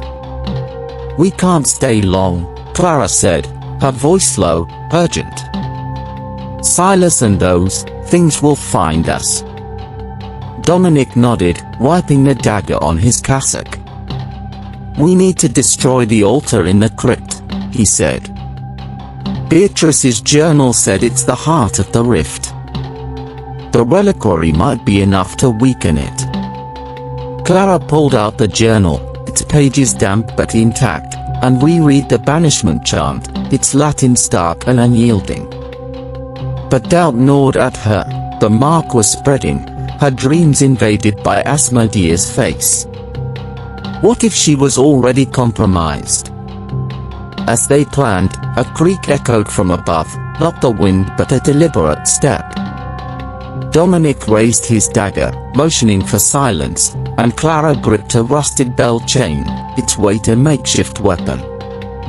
A figure descended the spiral stairs, Sister Ruth, her bandaged hands trembling, her eyes wide with fear. "I followed you," she whispered, her voice breaking. "I couldn't stay with them. Agnes, she's doing something in the chapel. The nuns are chanting, not praying." Clara's heart sank. Ruth's presence was a risk, but her words confirmed Agnes' ritual was accelerating. Before Clara could respond, the tower shook, a low hum rising from the ground, vibrating through the stone. The mark on her palm flared, and Evelyn gasped, sitting upright, her eyes glowing red for a fleeting moment before fading. "She's here," Evelyn whimpered, clutching Clara's arm. The hum grew into a chant, the same sibilant tongue from the crypt, and the bells above began to sway, their rusted tongues clanging discordantly. Clara's vision blurred, and she saw it, a crimson veil, floating in the air, its edges dripping black ichor that burned the floor where it fell. Dominic shouted, pulling Clara back as the veil lunged, its form dissolving into smoke before reforming. Ruth screamed, scrambling up the stairs, but the smoke followed, wrapping around her like a serpent. Her scream cut off, and she collapsed, her eyes vacant, her hands clawing at her throat. Clara swung the chain, dispersing the smoke, but the chant grew louder, and the tower's walls began to bleed, dark rivulets seeping from the cracks. "We have to move," Dominic yelled, lifting Evelyn. They fled, the bell tower now a trap, Asmodea's laughter echoing as the storm swallowed their escape. They stumbled into the convent's garden, a tangled maze of thorns and wilted roses, the storm's rain turning the earth to mud. Clara's lungs burned, her habit torn, the reliquary a searing weight against her chest. Evelyn clung to her, barely conscious, her weight a reminder of the stakes. Dominic scouted ahead, his dagger ready, his face a mask of grim determination. The garden was no sanctuary, its shadows moved, twisting into shapes that whispered Clara's name, the mark on her palm now a blazing rune that seemed to draw the darkness closer. They hid behind a stone fountain, its basin cracked and filled with stagnant water that reflected the lightning in jagged bursts.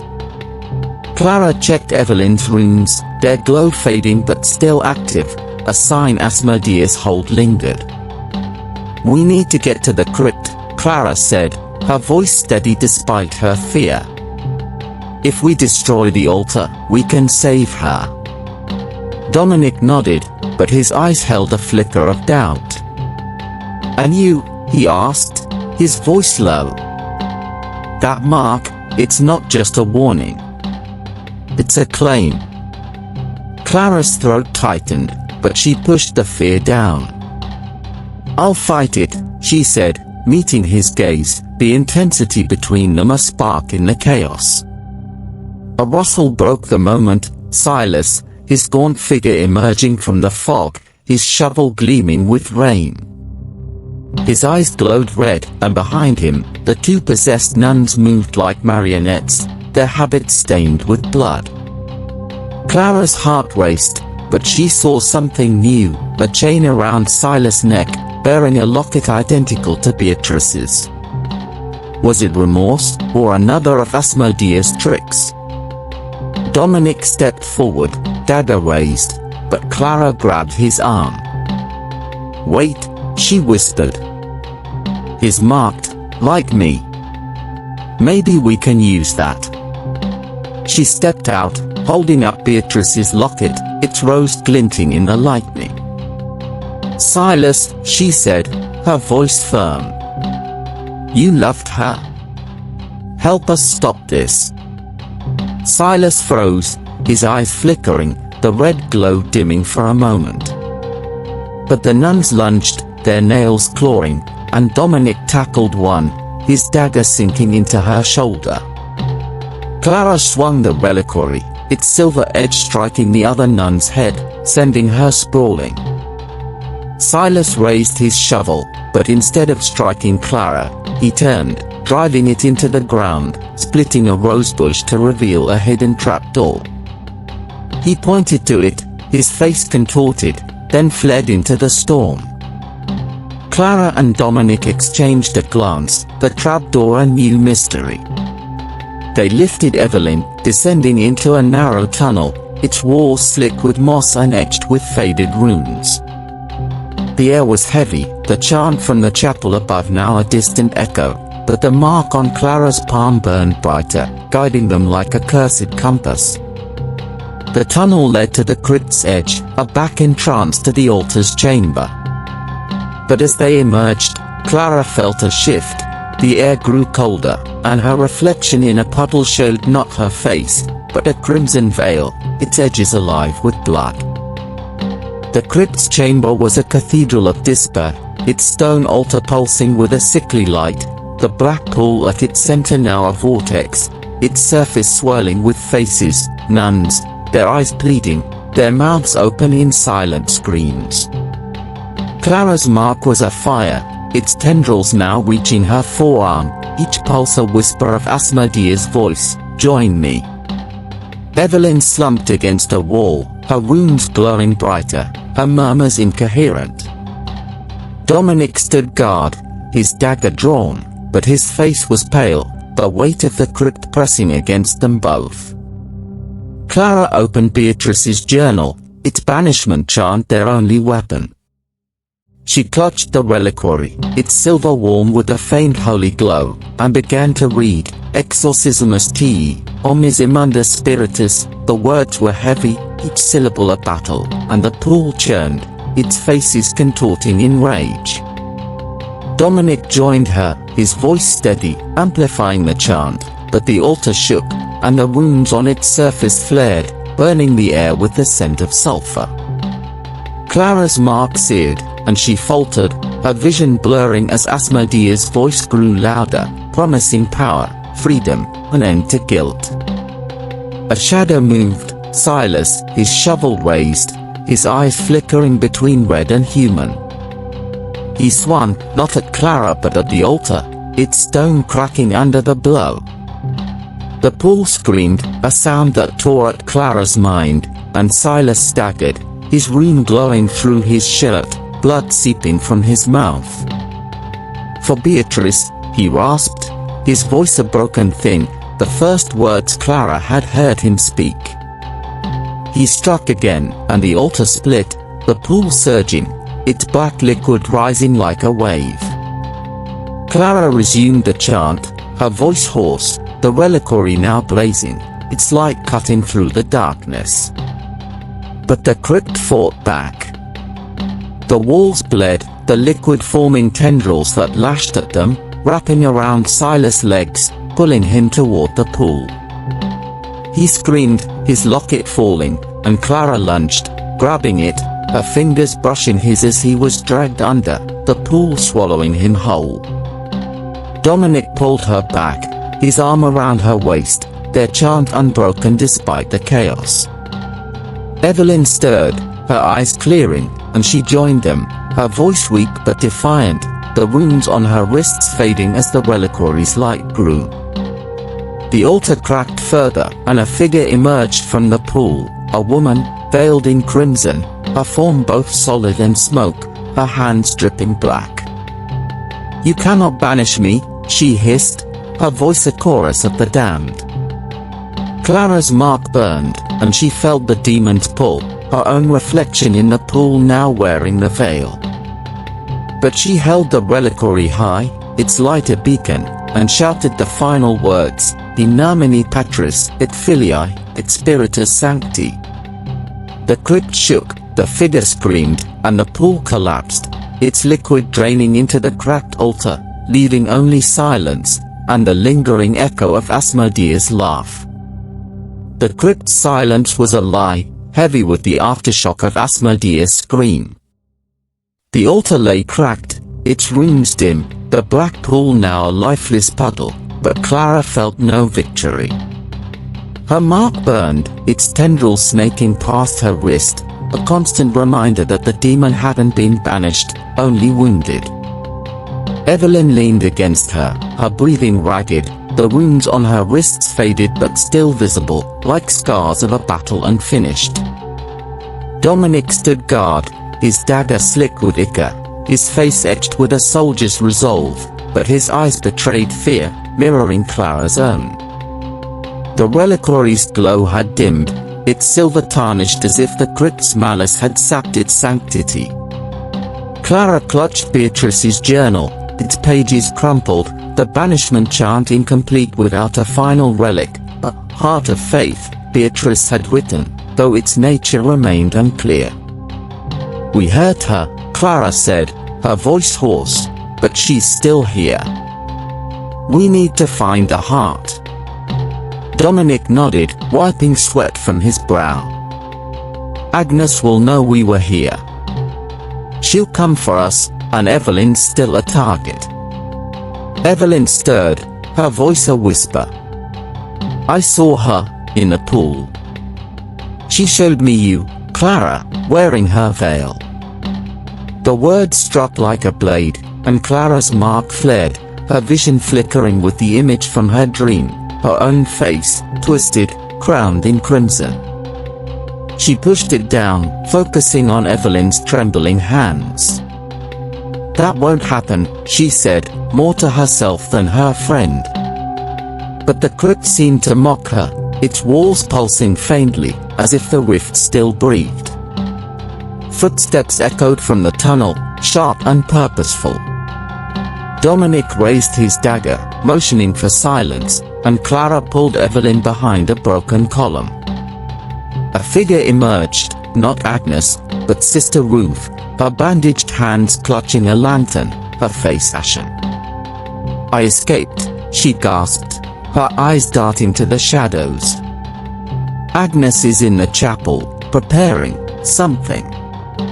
The nuns are different, their eyes," she trailed off, trembling, and Clara's heart sank. Ruth's survival was a miracle, but her fear suggested Asmodea's influence was spreading.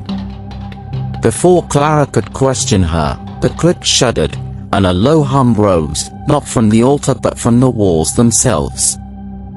Cracks spread across the stone, leaking a red mist that curled like blood in water. The mist formed shapes, hands, faces, a veiled silhouette that whispered Clara's name. Her mark seared, and she staggered, the reliquary slipping from her grasp. Dominic caught it, his hand brushing hers, a fleeting anchor in the chaos. "We have to go," he said, his voice urgent, but the mist thickened, blocking the tunnel, its touch cold and invasive, like fingers in her mind. Clara grabbed the journal, shouting the chant's opening lines, her voice cracking but defiant. The mist recoiled, but the veiled figure solidified, its crimson folds dripping ichabod burned the floor. Ruth screamed, scrambling back, and Evelyn clutched Clara, her wounds glowing again. Dominic swung his dagger, slicing through the mist, and the figure dissolved, but the hum grew louder, and the crypt ceiling began to crumble, stones falling like judgment. They ran, dragging Evelyn, Ruth's lantern their only guide, the mist chasing them like a living thing, Asmodea's laughter whip at their heels. They emerged into the convent's undercroft, a warren of storage rooms and forgotten relics, the air thick with mildew and a distant chant from the chapel above. Clara's chest heaved, her mark a blazing map across her arm, the reliquary now cold in her hands. Evelyn was barely conscious, her weight heavy against Dominic, who carried her with a grim determination. Ruth followed, her lantern trembling, her eyes haunted by what she'd seen. The crypt's collapse had sealed the tunnel, but Clara felt no relief. Asmodea's presence lingered, a shadow in her thoughts, her marker tethered to the demon's will. They hid in a storeroom, its walls lined with crates and shattered statues, their stone eyes seeming to watch. Clara set Evelyn on a crate, checking her wounds. They were dimmer, but the girl's feverish murmurs, she's coming," chilled her. Dominic barred the door with a broken beam, his face streaked with dust and blood. "We can't keep running," he said, his voice low. "Agnes is rallying the nuns. We need a plan, now." Clara nodded, opening the journal, its pages brittle under her touch. "The heart of faith," she said. "It's our last piece. But where is it?" Ruth's voice broke the silence, barely a whisper. "The chapel's reliquary, it holds a shard of the true cross. Agnes guards it like a treasure." Clara's pulse quickened. A relic of such power could complete the banishment, but the chapel was Agnes' stronghold. Dominic's eyes met hers, a silent agreement, but something else passed between them, a pull, raw and forbidden, that made her breath catch. The storeroom's confines shrank, their closeness a danger neither could ignore. "We'll go at dawn," Dominic said, his voice steady but his gaze lingering. "Agnes will be weaker then, after her rituals." Clara nodded, but her thoughts were tangled, the mark's heat mingling with the warmth of his presence. She turned to Evelyn, brushing a lock of hair from her friend's face, but Dominic's hand grazed her shoulder, a touch that sent a shiver through her. "Clara," he said, his voice soft, "if we don't make it, I need you to know," she cut him off, her heart racing. "Don't," she whispered, her vows a fraying thread. But his hand cupped her cheek, and for a moment, they leaned closer, their lips inches apart, the air electric with what couldn't be said. The moment shattered as Evelyn screamed, flashing, her wounds flaring red.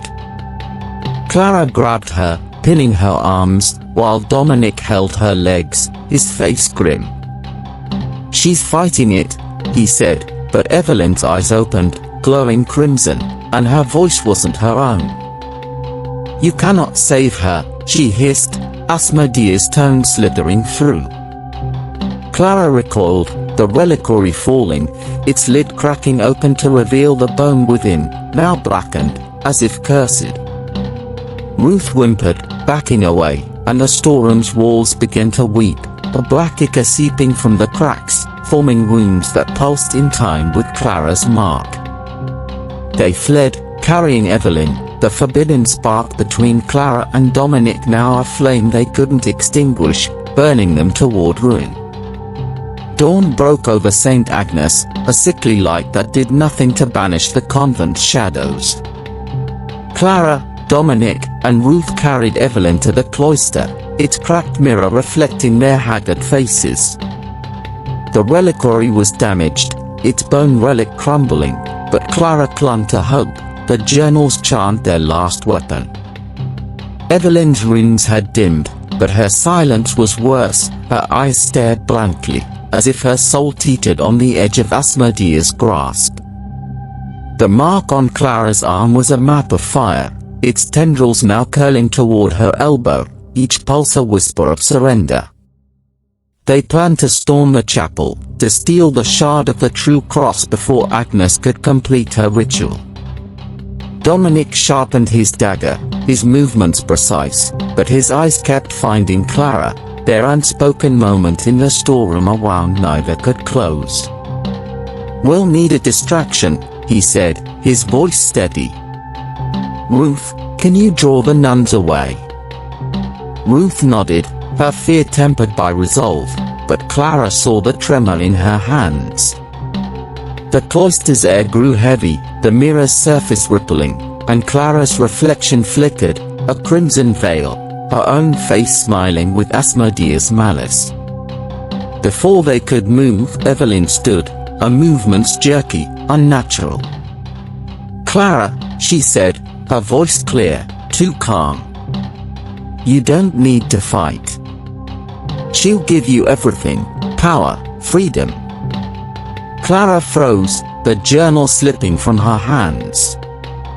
Evelyn's eyes glowed red, her runes blazing, and she lunged, her nails raking Clara's arm, drawing blood. Dominic tackled her, pinning her to the ground, but Evelyn laughed, Asmodea's voice echoing through her. "You're already mine," she said, her gaze locked on Clara. "The mark is my vow." Clara's blood dripped onto the cloister's stones, and the mirror shattered, its shards flying, each reflecting the veiled woman, her hands reaching. Ruth screamed, running toward the chapel, her distraction now a desperate flight. Dominic restrained Evelyn, tying her wrists with a torn strip of his cassock, but Clara's vision swam, her mark a roaring flame. She saw it then, Evelyn wasn't just a victim, she'd been groomed, her fear a mask for Asmodea's influence. The journal's warning rang true, betrayal among them. Evelyn had been chosen, not as a sacrifice, but as the bride. Clara grabbed the reliquary, its cracked lid rattling, and ran after Ruth, Dominic dragging Evelyn behind. The chapel loomed, its doors open, a chorus of chants spilling out, not Latin, but the demon's tongue, led by Agnes' voice. The nuns stood in rows, their eyes glowing red, their hands raised in worship. Agnes stood at the altar, a shard of wood, the true cross, gleaming in her grasp, her face radiant with madness. Clara's mark burned, and she felt Asmodea's pull, her own reflection in the stained glass windows, now a veiled spectre, smiling. Evelyn's betrayal was the twist that broke her, but Clara vowed to fight, even if it meant facing the demon within herself. The chapel of St. Agnes was a crucible of blasphemy, its sanctity drowned in the guttural chants of nuns whose eyes glowed like embers in a dying fire. Clara stood frozen at the threshold, the reliquary clutched in her trembling hands, its cracked silver case a fading beacon against the darkness. The mark on her arm burned, its tendrils now curling past her elbow, each pulse a whisper of Asmodea's voice, urging her to surrender.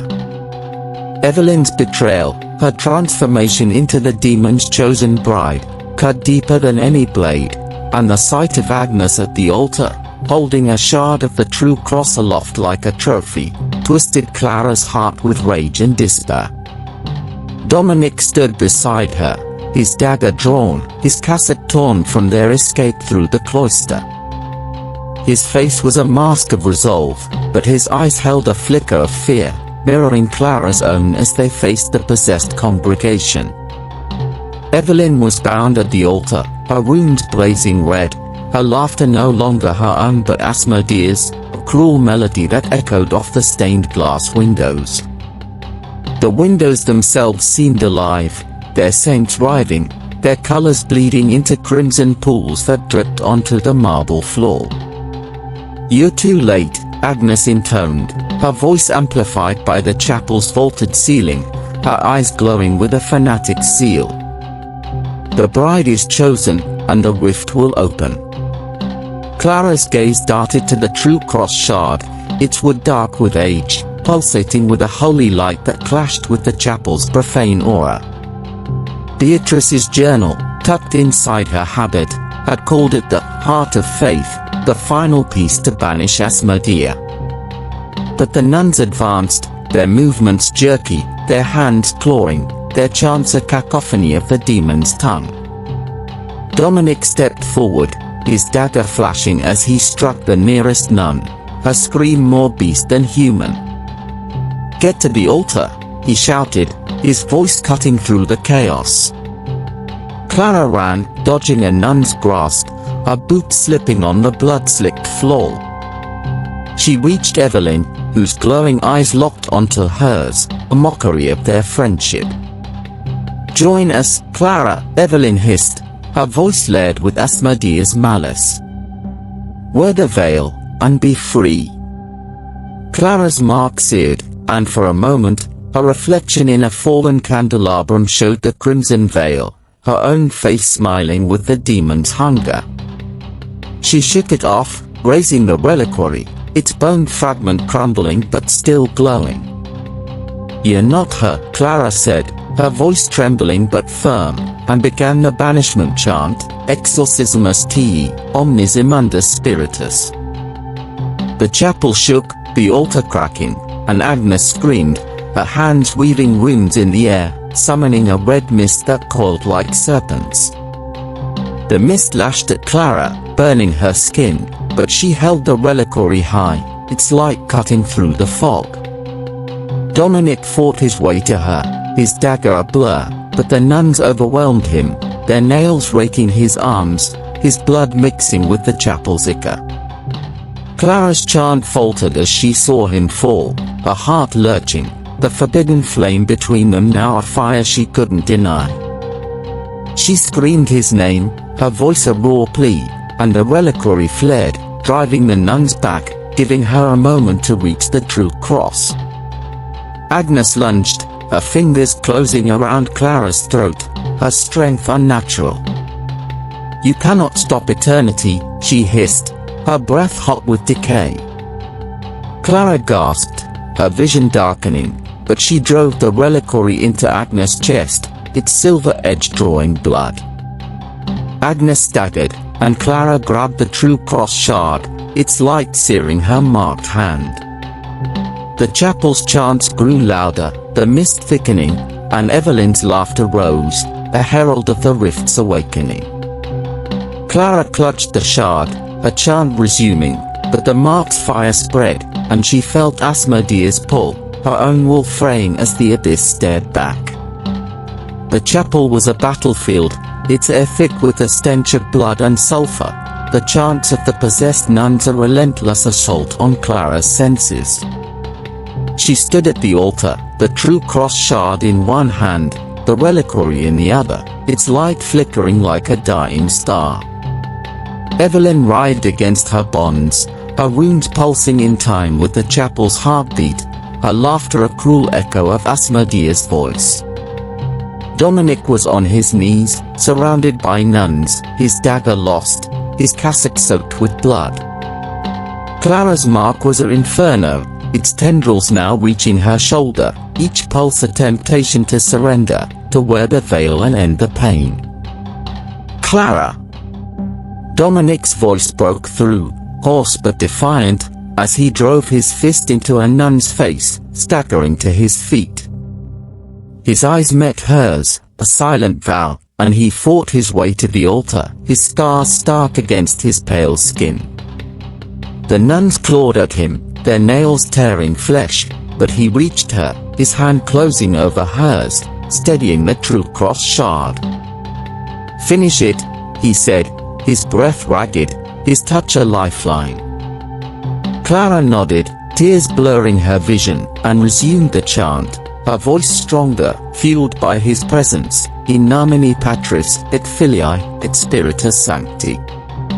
The altar cracked further, the red mist recoiling, but Agnes rose, her wounds bleeding black, her eyes glowing with a demonic light. She raised her hands, and the mist solidified into tendrils, wrapping around Dominic's legs, pulling him from Clara's grasp.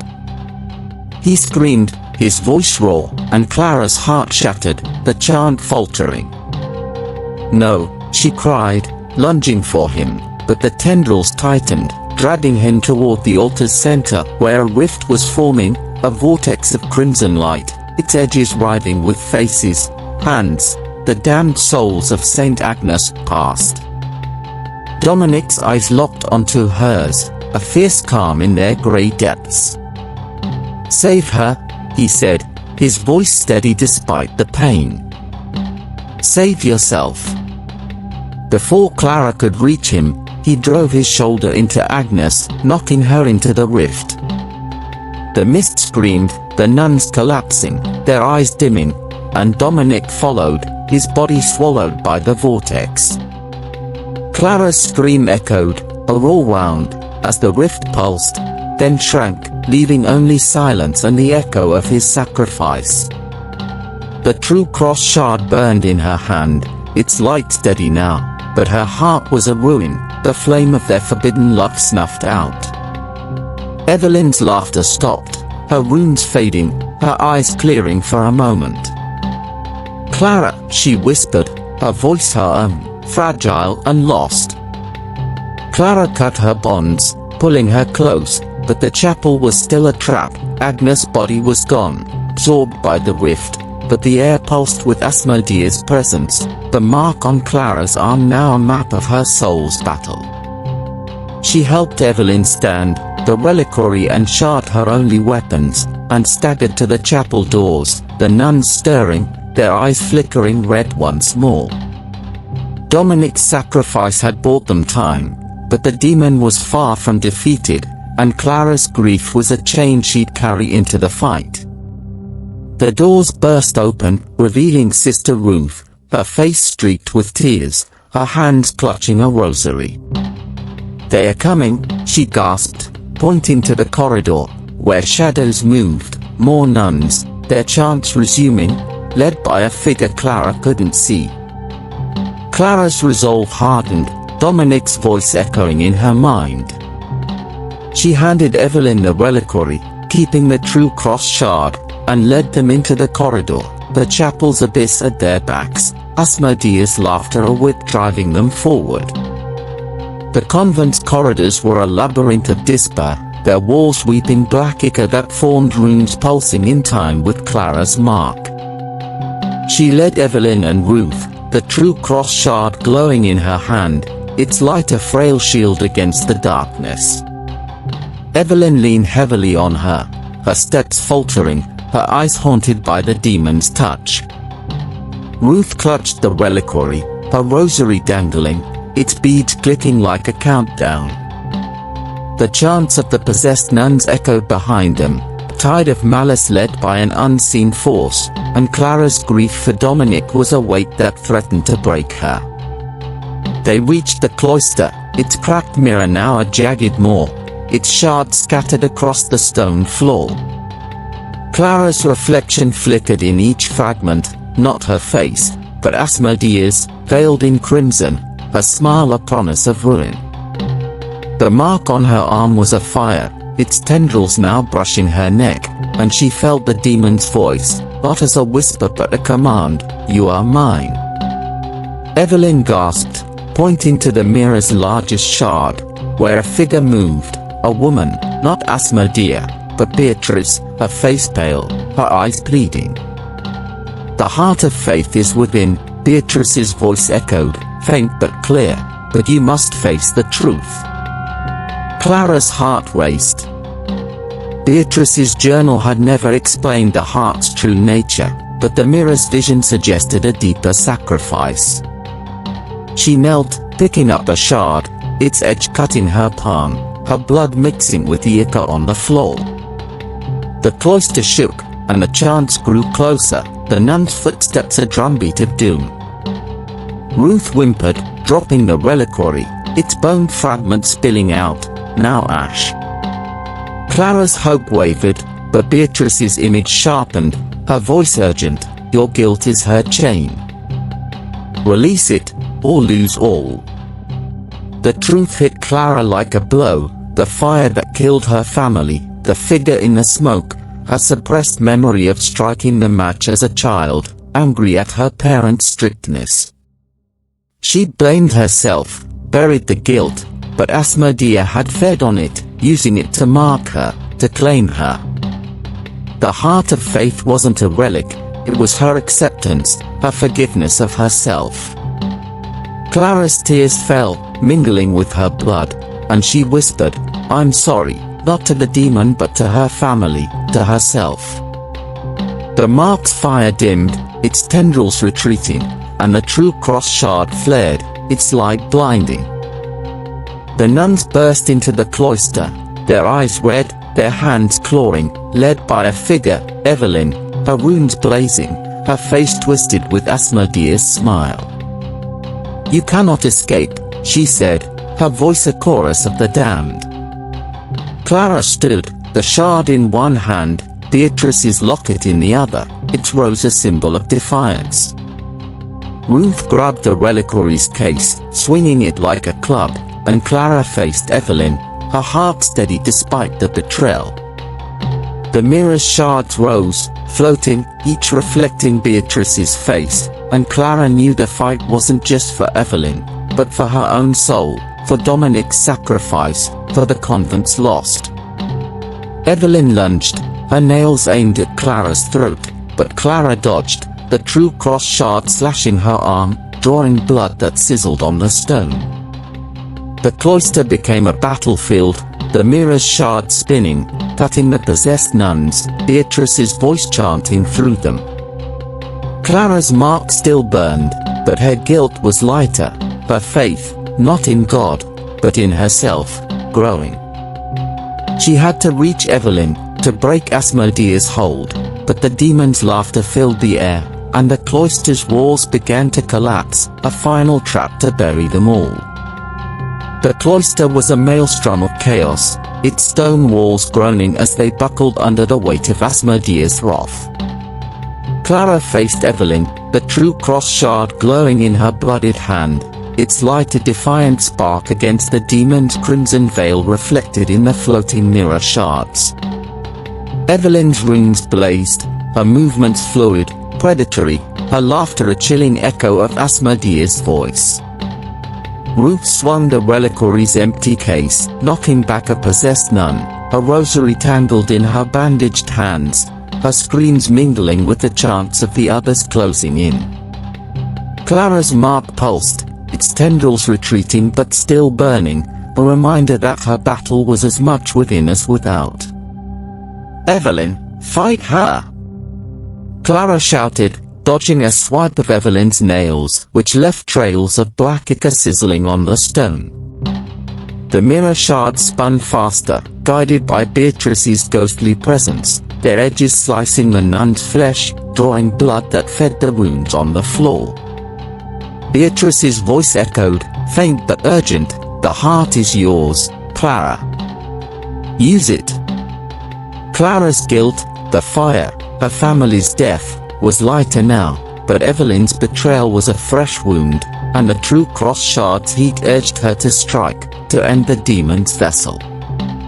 Yet she hesitated, seeing a flicker of Evelyn's true self in her glowing eyes, a plea buried beneath Asmodea's control. A nun lunged, her teeth bared, and Clara slashed with the shard, its light burning the nun's arm, sending her howling into the shadows. Ruth stumbled, the reliquary case cracking against a pillar, and Clara pulled her back, their breaths ragged. The cloister's ceiling cracked, stones falling like divine judgment, and the mirror shards formed a barrier, protecting them from the nun's advance. Evelyn circled, her veil-like shadow lengthening, and Clara felt the demon's pull, her mark flaring as Asmodea whispered, "Kill her, and be mine." Clara's heart raced, the shard trembling in her grip, but she saw Dominic's face, his sacrifice, his belief in her, and found her resolve. "Ruth," the chant. Clara yelled, tossing her Beatrice's journal. Ruth caught it, her hands shaking as she opened to the banishment rite, her voice stumbling over the Latin, "Exorcismus te." Clara joined her, their voices weaving a fragile shield, the true cross shard flaring brighter. Evelyn screamed, her wounds pulsing widely, and lunged, tackling Clara to the ground, her nails digging into her marked arm. The pain was blinding, but Clara held the shard between them, its light searing Evelyn's chest, drawing a gasp, not Asmodea's, but Evelyn's, her eyes clearing for a moment. "Help me," she whispered, her voice raw, human. The cloister shuddered, its walls collapsing inward, and the mirror shards exploded, their light merging with the shards, driving the nuns back. Clara rolled free, pulling Evelyn with her, their bodies tangled as the floor cracked beneath them. Ruth's chant grew stronger, her fear giving way to defiance, but a shadow loomed, Agnes, her form restored, her body a grotesque fusion of flesh and ichor, her eyes burning with Asmodea's fire. "You cannot break the vow," Agnes hissed, raising a clawed hand, and the wounds on the floor flared, summoning a crimson mist that choked the air. Clara clutched Evelyn, the shard her anchor, and vowed to save her friend, even as the cloister became their tomb. The cloister's ruin was a graveyard of stone and shadow, its air thick with dust and the acrid stench of burning ichor.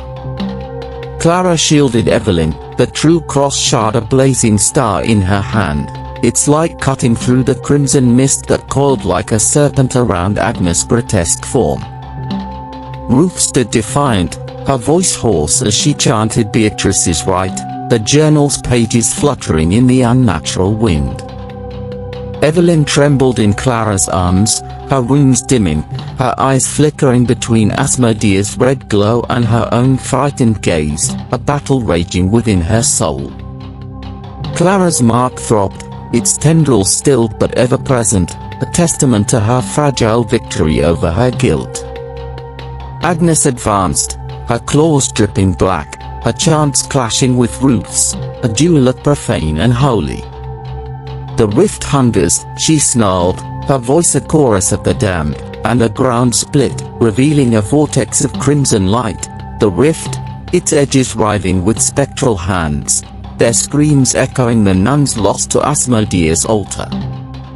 Clara's heart pounded, the memory of Dominic's fall into that abyss a wound that bled anew. She tightened her grip on the shard, its heat grounding her, and whispered to Evelyn, "You're stronger than her. Come back to me." Evelyn's eyes cleared, and she gasped, her voice breaking. "Clara! I didn't want this." But her wounds fled, and she convulsed, Asmodea's laughter spilling from her lips. Clara held her, refusing to let go, and raised the shard, its light merging with Ruth's chant to form a barrier against the mist. Agnes roared, her claws slashing, and the rift widened, its ball dragging stones and debris into its maw. Ruth staggered, the journal slipping, and Clara shouted, "Keep going." Her own voice joined the chant, the Latin flowing like a river, fueled by her love for Evelyn, her grief for Dominic, her defiance of the demon's claim. A nun broke through the barrier, her eyes red, her hands clawing at Ruth. Clara lunged, driving the shard into the nun's shoulder, its light burning through her flesh, sending her crumpling. But the rift's hunger grew, and Clara felt its pull, her mark flaring as Asmodea's voice roared in her mind, "You are the bride." Her vision darkened, and she saw herself, veiled, crowned in blood, standing over Evelyn's body, the convent in flames. She screamed, the shard's light faltering, but Evelyn's hand closed over hers, weak but real, anchoring her. "Don't let her win," Evelyn whispered, her voice a thread of hope. Agnes seized the moment, her claws raking Clara's back, the pain blinding. Clara fell, the shard skidding across the stones, and the rift's light bathed her, its voices promising release, power, an end to pain. Ruth's charm wavered, her strength fading, and the mist tightened around them, a noose of Asmodea's will. But Clara crawled to the shard, her blood mixing with the ichor, and clutched it, its light reigniting as she saw Dominic's face, his grey eyes, his final words, "Save yourself." She stood, her chant resuming, and faced Agnes, the rift's hunger a mirror to her own resolve to end this, no matter the cost. The cloister's collapse was a symphony of destruction, its stones falling like the wrath of a forsaken god. Clara stood bloodied but unbowed, the true cross shard blazing in her hand, its light a beacon against the rift's crimson maw. Agnes loomed, her form now barely human, her flesh melting into ichor, her eyes twin furnaces of Asmodea's rage. Evelyn clung to Clara, her wounds flickering, her body a battleground between her soul and the demon's grip. Ruth's chant was a lifeline, her voice cracking but relentless, the journal's pages torn but still legible in her trembling hands. Clara's mark was a quiet fire now, its tendrils stilled by her acceptance of her guilt, but Asmodea's presence was everywhere, in the rift's screams, the mist's claws, Agnes' twisted form. "You cannot banish what you are," Agnes hissed, her voice shaking the ground, and the rift surged, its light swallowing a fallen pillar, its hunger insatiable. Clara's heart raced, the shard's heat burning her palm, but she saw a flicker in Agnes' eyes, not just malice, but fear. The demon's power was vast, but its vessel was mortal, and Clara sensed a crack in Asmodea's armor. "Evelyn, hold on," Clara said, pressing the shard against her friend's chest, its light dimming her wounds. Evelyn gasped, her eyes clearing, and for a moment, she was herself, her hand squeezing Clara's, a silent plea. Clara resumed the chant, her voice merging with Ruth's, the Latin a weapon forged in faith, not in God, but in their bond, their defiance. The rift recoiled, its light flickering, and Agnes screamed, her claws slashing, but Clara dodged, the shard slicing her arm, drawing ichor that sizzled on the stone. The mist weakened, the possessed nuns faltering, their eyes dimming as the chant's power grew. But Asmodea fought back, her voice a thunder in Clara's mind, "You will wear my veil." The rift spat a shadow, a figure, not Agnes, but Silas, his gaunt form restored, his eyes human, his locket gleaming. Beatrice forgave me, he rasped, his voice a broken thing, and raised his shovel, striking Agnes' shoulder, her ichor spraying. The blow staggered her, and Clara seized the chance, driving the shard into Agnes' chest, its light burning through her flesh. Agnes screamed, her body convulsing, and the rift pulsed, its voices rising in a crescendo of despair. Silas fell, his locket shattering, his body crumbling to ash, a final act of redemption. Clara's chant faltered, her strength waning, but Evelyn joined her, her voice weak but clear, the runes on her wrists gone. Ruth's chant reached its climax, and the true cross shard flared, its light engulfing the cloister, driving the mist back, sealing the rift's edges. Agnes collapsed, her body dissolving into ichor, but her laughter lingered, and the rift didn't close, it shrank, but pulsed, alive. Clara's mark tingled, and she realized the truth. Asmodea wasn't in Agnes, or Evelyn, but in the convent itself, in her, waiting for a final vow to break her free. The cloister stilled, the nuns unconscious, the rift a dormant wound. Clara helped Evelyn stand, Ruth clutching the journal, their faces etched with exhaustion and hope. But the chapel's bell tolled, a single note that vibrated through the stones, and Clara's mark flared, her reflection in a fallen shard showing the crimson veil once more. The fight wasn't over, Asmodea's pact was sealed in Clara's soul, and the convent's collapse was only the beginning of her endgame. The cloister's ruins smoldered in the pale dawn, its stones blackened by ichor, the air heavy with the toll of the chapel's bell, a single, mournful note that seemed to summon the convent's ghosts.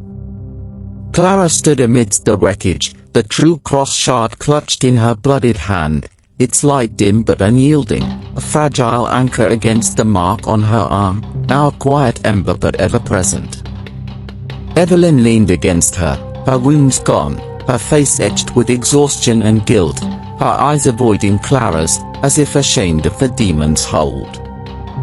Ruth clutched Beatrice's journal, its torn pages fluttering, her rosary broken, its beads scattered like tears across the floor. The possessed nuns lay unconscious, their eyes no longer red, but the rift's crimson glow pulsed faintly beneath the cloister's cracked stones, a wound that refused to heal.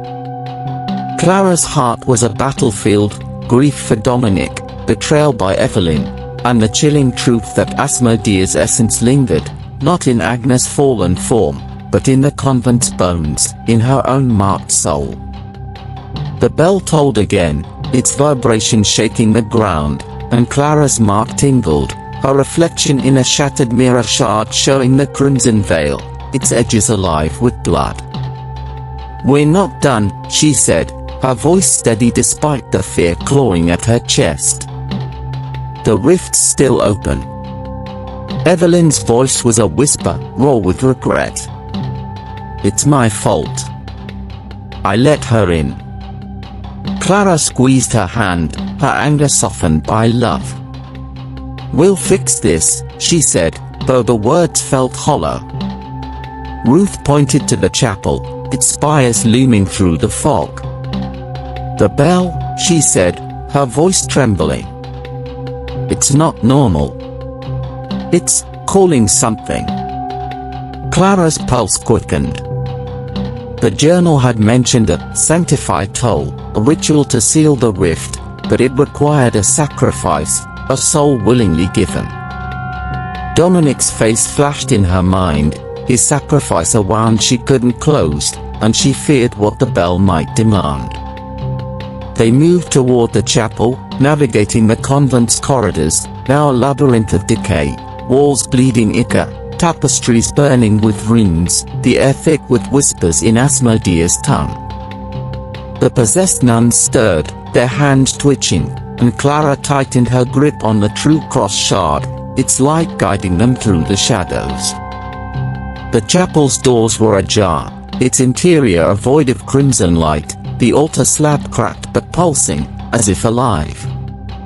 The bell hung above, its bronze surface etched with runes, its rope swaying though no wind stirred the air. As Clara stepped inside, the bell tolled again, and her mark flared, her vision blurring with images, her family's fire, Dominic's fall, Evelyn's glowing eyes, herself wearing the veil, the convent in flames. She staggered, the shard burning her palm, and Evelyn caught her, their roles reversed.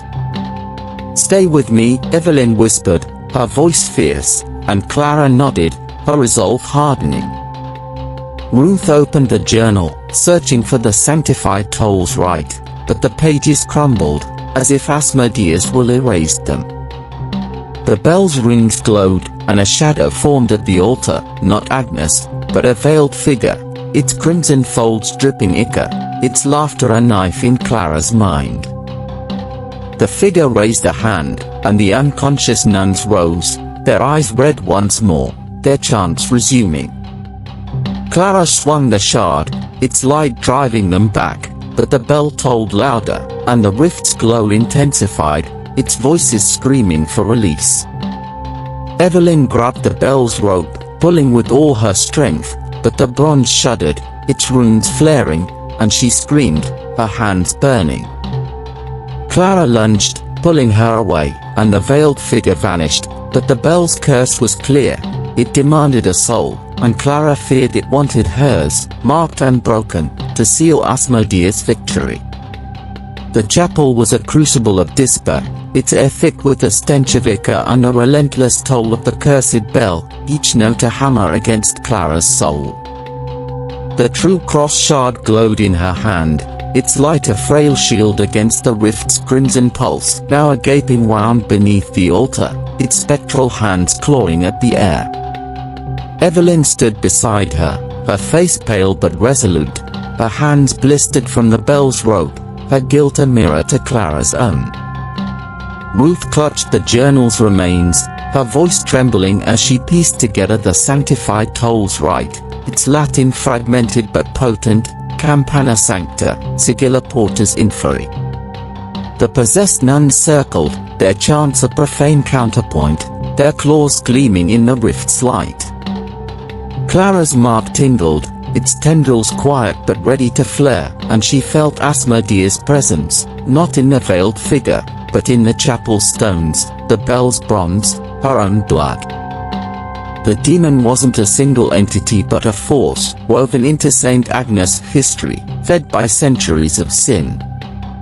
Clara's eyes met Evelyn's, a silent vow to end this, and she raised the shard, its light merging with Ruth's chant to form a barrier against the nuns' advance. Evelyn climbed the bell tower's ladder, her movement shaky but determined, the rope her goal. "I'll ring it," she said, her voice firm. "It's my fault she's here."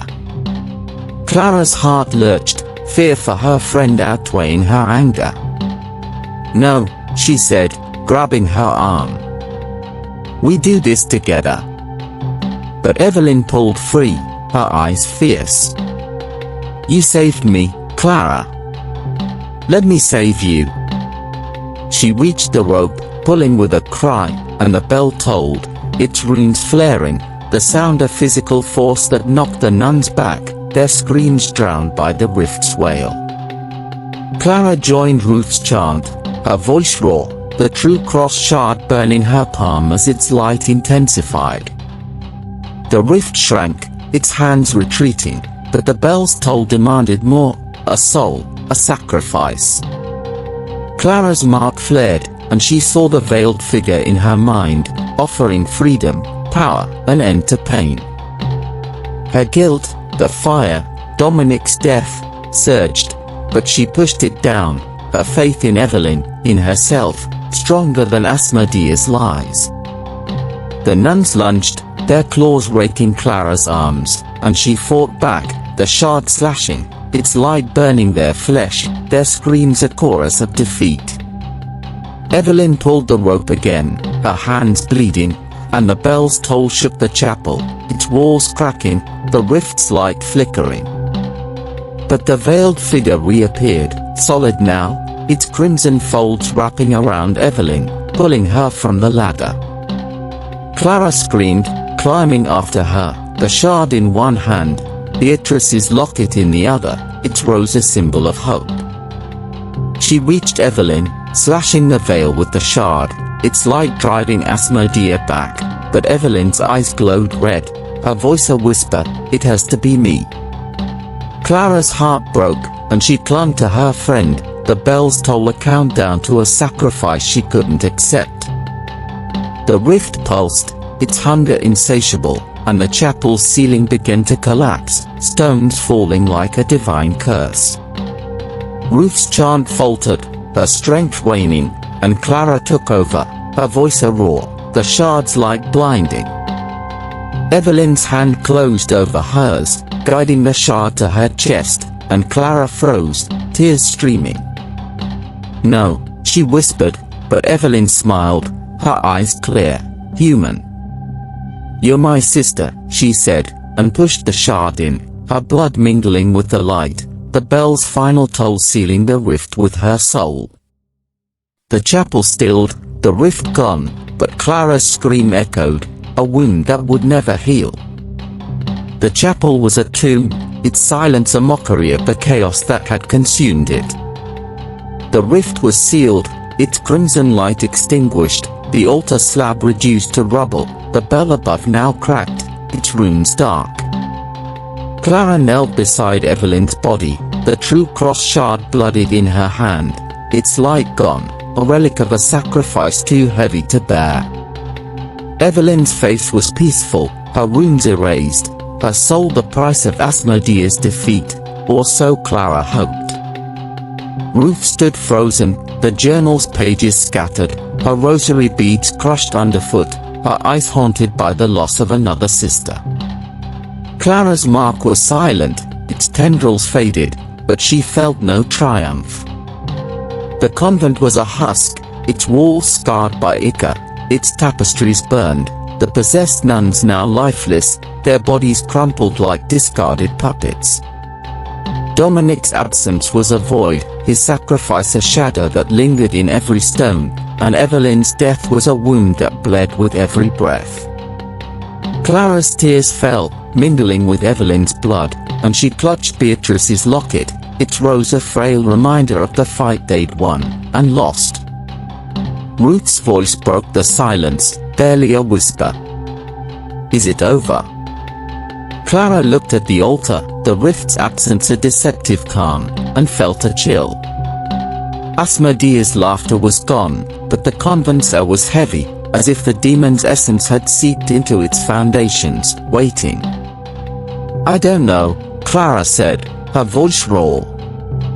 She stood, helping Ruth gather the journal's fragments, their hands trembling. The true cross shard was cold now, its power spent, but Clara kept it, a reminder of the cost of faith, not in God, but in those she'd loved. They carried Evelyn's body to the cloister, laying her among the wilted roses, the dawn's light casting her in a gentle glow. Clara whispered a prayer, not from the Bible but from her heart, a farewell to her friend, her sister. Ruth joined her, their voices soft, a requiem for the fallen, Evelyn, Dominic, Silas, the nuns lost to Asmodea's hunger. The convent seemed to mourn with them, its walls creaking, the fog outside thickening, as if shielding their grief from the world. But the peace was shattered by a sound, a low hum, not from the chapel but from the crypt below, faint but growing. Clara's mark tingled, a ghost of its former fire, and she froze, the locket slipping from her hand. The hum was Asmodea's voice, not a laugh but a promise, a vow unfulfilled. Clara's eyes met Ruth's, fear mirroring fear, and she picked up the shard, its weight a call to arms. The rift was sealed, but the demon's essence lingered, and Clara realized the truth, Asmodea wasn't defeated, only bound, and the convent was her prison, with Clara as its unwitting warden. They left the cloister, the hum following, a shadow at their heels. Clara's resolve hardened, her grief a fuel for vengeance. She would destroy the crypt, burn the convent if she had to ensure Evelyn's sacrifice wasn't in vain. But as they reached the convent's gates, the fog parted, revealing a figure, not a nun, but a man, cloaked, his face hidden, holding a book etched with runes. "You cannot run from the veil," he said, his voice a rasp, and Clara's mark flared, her heart pounding. The fight was far from over, and the convent's requiem was only the beginning. The fog clung to St. Agnes' gates like a shroud, its tendrils curling around Clara and Ruth as they faced the cloaked stranger, his book of runes glowing faintly in the dawn's sickly light. Clara's mark tingled, a ghost of its former fire, the true cross shard cold in her blooded hand, its power spent but its weight a reminder of Evelyn's sacrifice. Ruth clutched the remnants of Beatrice's journal, her face pale, her bandaged hands trembling, the convent's hum, a low, sinister pulse from the crypt, echoing in their bones. The stranger's words, "You cannot run from the veil," hung in the air, a challenge and a curse, his rasping voice stirring dread in Clara's heart. "Who are you?" Clara demanded, stepping forward, the shard raised like a blade, though her arm ached with exhaustion. The stranger tilted his head, his face still hidden, but his eyes glinted beneath the hood, sharp and knowing, like a predator sizing its prey. "A keeper of truths," he said, his voice low, laced with an accent Clara couldn't place. He opened a book, its pages crackling, revealing sketches of the convent, the altar, a veiled figure with horns, Asmodea, her name scrawled in blood-red ink. "The rift is sealed, but the veil remains. You bear her mark, Sister Clara. You are her chain." Clara's breath caught, the mark on her arm stirring, its tendrils faint but alive, a tether to the demon's essence. "Asmodea's gone," she said, her voice fierce, though doubt gnawed at her. The stranger laughed, a dry, hollow sound, and pointed to the convent spires, now cracked, leaking a red mist that swirled in the fog. "Gone? She is this place. She is you." He stepped closer, and Clara saw his hands, scarred, like Silas, but adorned with rings etched with runes, pulsing in time with the crypt's hum. Ruth whimpered, backing away, but Clara held her ground, the shard's edge catching the light. "What do you want?"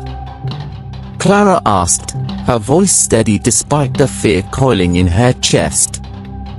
The stranger closed the book, its cover slamming shut like a tomb. "To finish what Beatrice began," he said. "I am Father Elias, once at this convent, exiled for seeking the truth. Asmodea's prison is weakening, and you, marked one, must destroy it, or become her." He gestured to the crypt, its hum now a growl, and Clara's mark flared, her vision flickering with the crimson veil, her own face smiling with Asmodea's malice.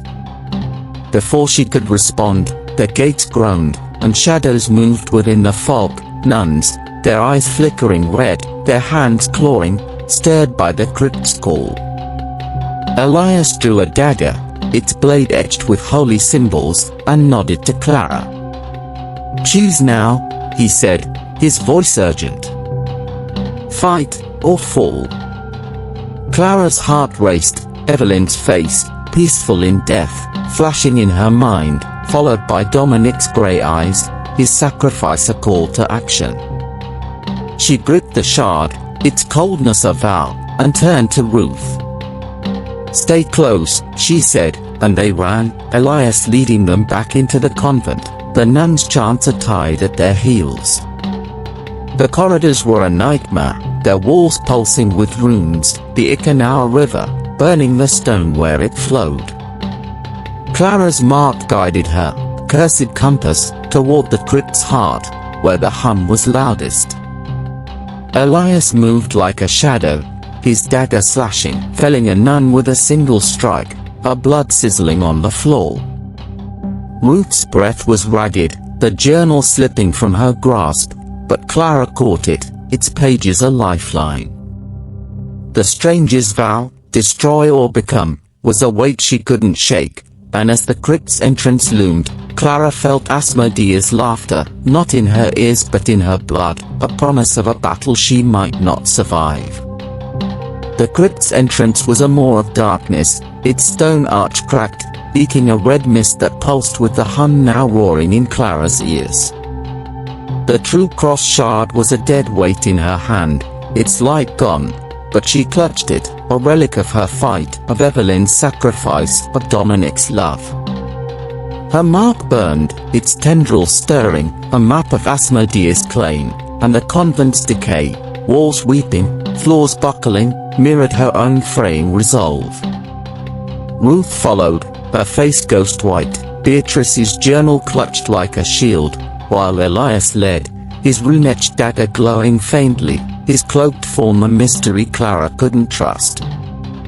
The crypt's chamber was awound, its altar rubble, the black pool drained, but the air was alive, thick with a crimson haze that formed shapes, faces, hands, the veiled figure of Asmodea, her laughter a physical force that pressed against Clara's chest. The hum was a chorus now, the voices of the damned nuns, of Beatrice, of Silas, all trapped in a rift-sealed prison. It's awake, Elias said, his voice low, his eyes scanning the shadows. The rift is closed, but Asmodea's essence lingers, bound to the convent's heart. We must burn it. Clara's heart sank. Burn the convent, she asked, her voice hoarse. Elias nodded, pointing to the walls, where runes glowed, pulsing with the mist. This place is her body. Destroy it, or she'll rise again. Ruth gasped, dropping the journal, its pages scattering, and Clara knelt to gather them, her fingers brushing a passage she'd missed. The heart of the crypt is fire, a sanctified flame to purge the veil.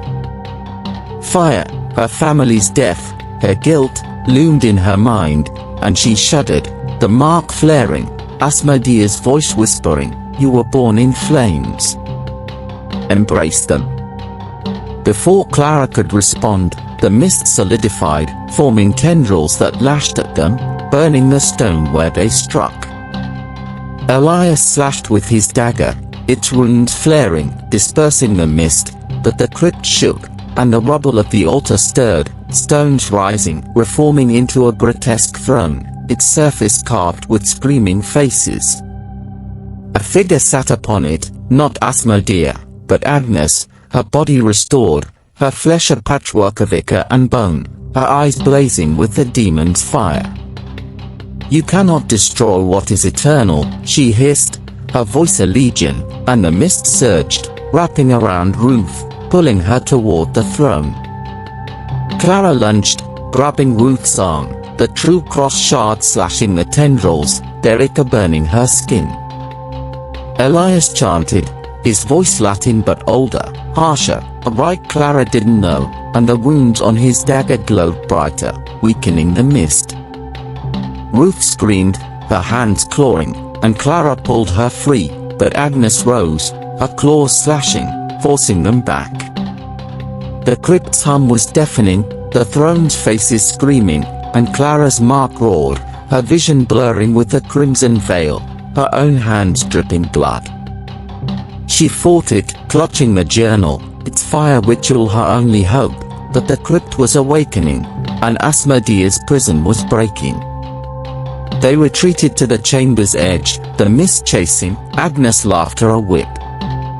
Clara's eyes met Elias, his face grim but resolute, and she saw a flicker of Beatrice's defiance in his gaze. We need a flame, he said, pointing to a brazier, its coals dark but ready. Clara's heart raced, fire, her fear, her guilt, but she nodded, her resolve steel. The crypt was Asmodea's heart, and she would burn it, even if it consumed her, too. The crypt's chamber was a furnace of malice, its crimson mist a living thing, coiling around the throne where Agnes sat, her patchwork form a mockery of life, her laughter Asmodea's voice made flesh. Clara stood at the brazier, the true cross shard in one hand, Beatrice's journal in the other, its fire ritual a desperate gamble against the demon's awakening. Her mark was a quiet flame, its tendrils poised, and the hum from the rift's sealed wound was a roar, the convent stones trembling as if eager to collapse. Ruth huddled behind her, her breath ragged, while Elias faced Agnes, his dagger raised, his chance a shield against the mist's claws. Clara opened the journal, its pages brittle, the fire ritual clear, a sanctified flame, born of faith, to purge the veil's heart. She tore a page, her hands trembling, and lit it with a flint from Elias' satchel, the flame small but fierce, its light merging with the shard's faint glow. Ignis sanctus, consume peccata, she whispered, the Latin from the journal, and dropped the burning page into the brazier. The coals ignited, their flames blew, unnatural, and the crypt shuddered, the mist recoiling, the throne's faces screaming in agony. Agnes roared, her claws slashing, and Elias met her, his dagger clashing with her ichor-soaked hands, their fight a blur of light and shadow. Clara's mark flared, and she felt Asmodea's pull, her vision flickering with the fire that killed her family, her hand, the match, the flames consuming her home. You are fire, Asmodea whispered, her voice a caress, and Clara's knees buckled, the shard slipping, but Ruth caught her, her voice fierce, you're not her. Clara clung to the words, her guilt a chain she'd broken, and resumed the chant, feeding more pages to the brazier, the flames growing, their heat searing the mist. The crypt's walls bled, the runes melting, and the throne began to crumble, its stones falling, crushing the mist's tendrils. Agnes screamed, her body unraveling, ichor pouring from her wounds, but she lunged, her claws aimed at Clara's heart. Elias tackled her, his dagger sinking into her chest, and they fell, tangled, into the brazier's flames. The fire roared, consuming them both, Elias' chants unbroken until the end, his sacrifice a mirror to Dominic's, a vow fulfilled. Clara's heart broke, but she kept chanting, the brazier's flames now a pillar, reaching the crypt's ceiling, burning the runes, purging Asmodea's essence. The hum faltered, the mist dissolving, and the throne collapsed, its faces silent, the rifts wound dark at last. Clara's mark faded, its tendrils gone, but the flames spread, licking the crypt's walls, the convent's foundations trembling. Ruth pulled her back, the journal's last page burning in her hand, and they ran, the crypt's collapse a roar behind them. The convent was dying, its heart consumed, but Clara felt Asmodea's laughter, faint but alive, in her blood, a whisper that the veil was not destroyed, only chained, and she was its keeper, marked forever.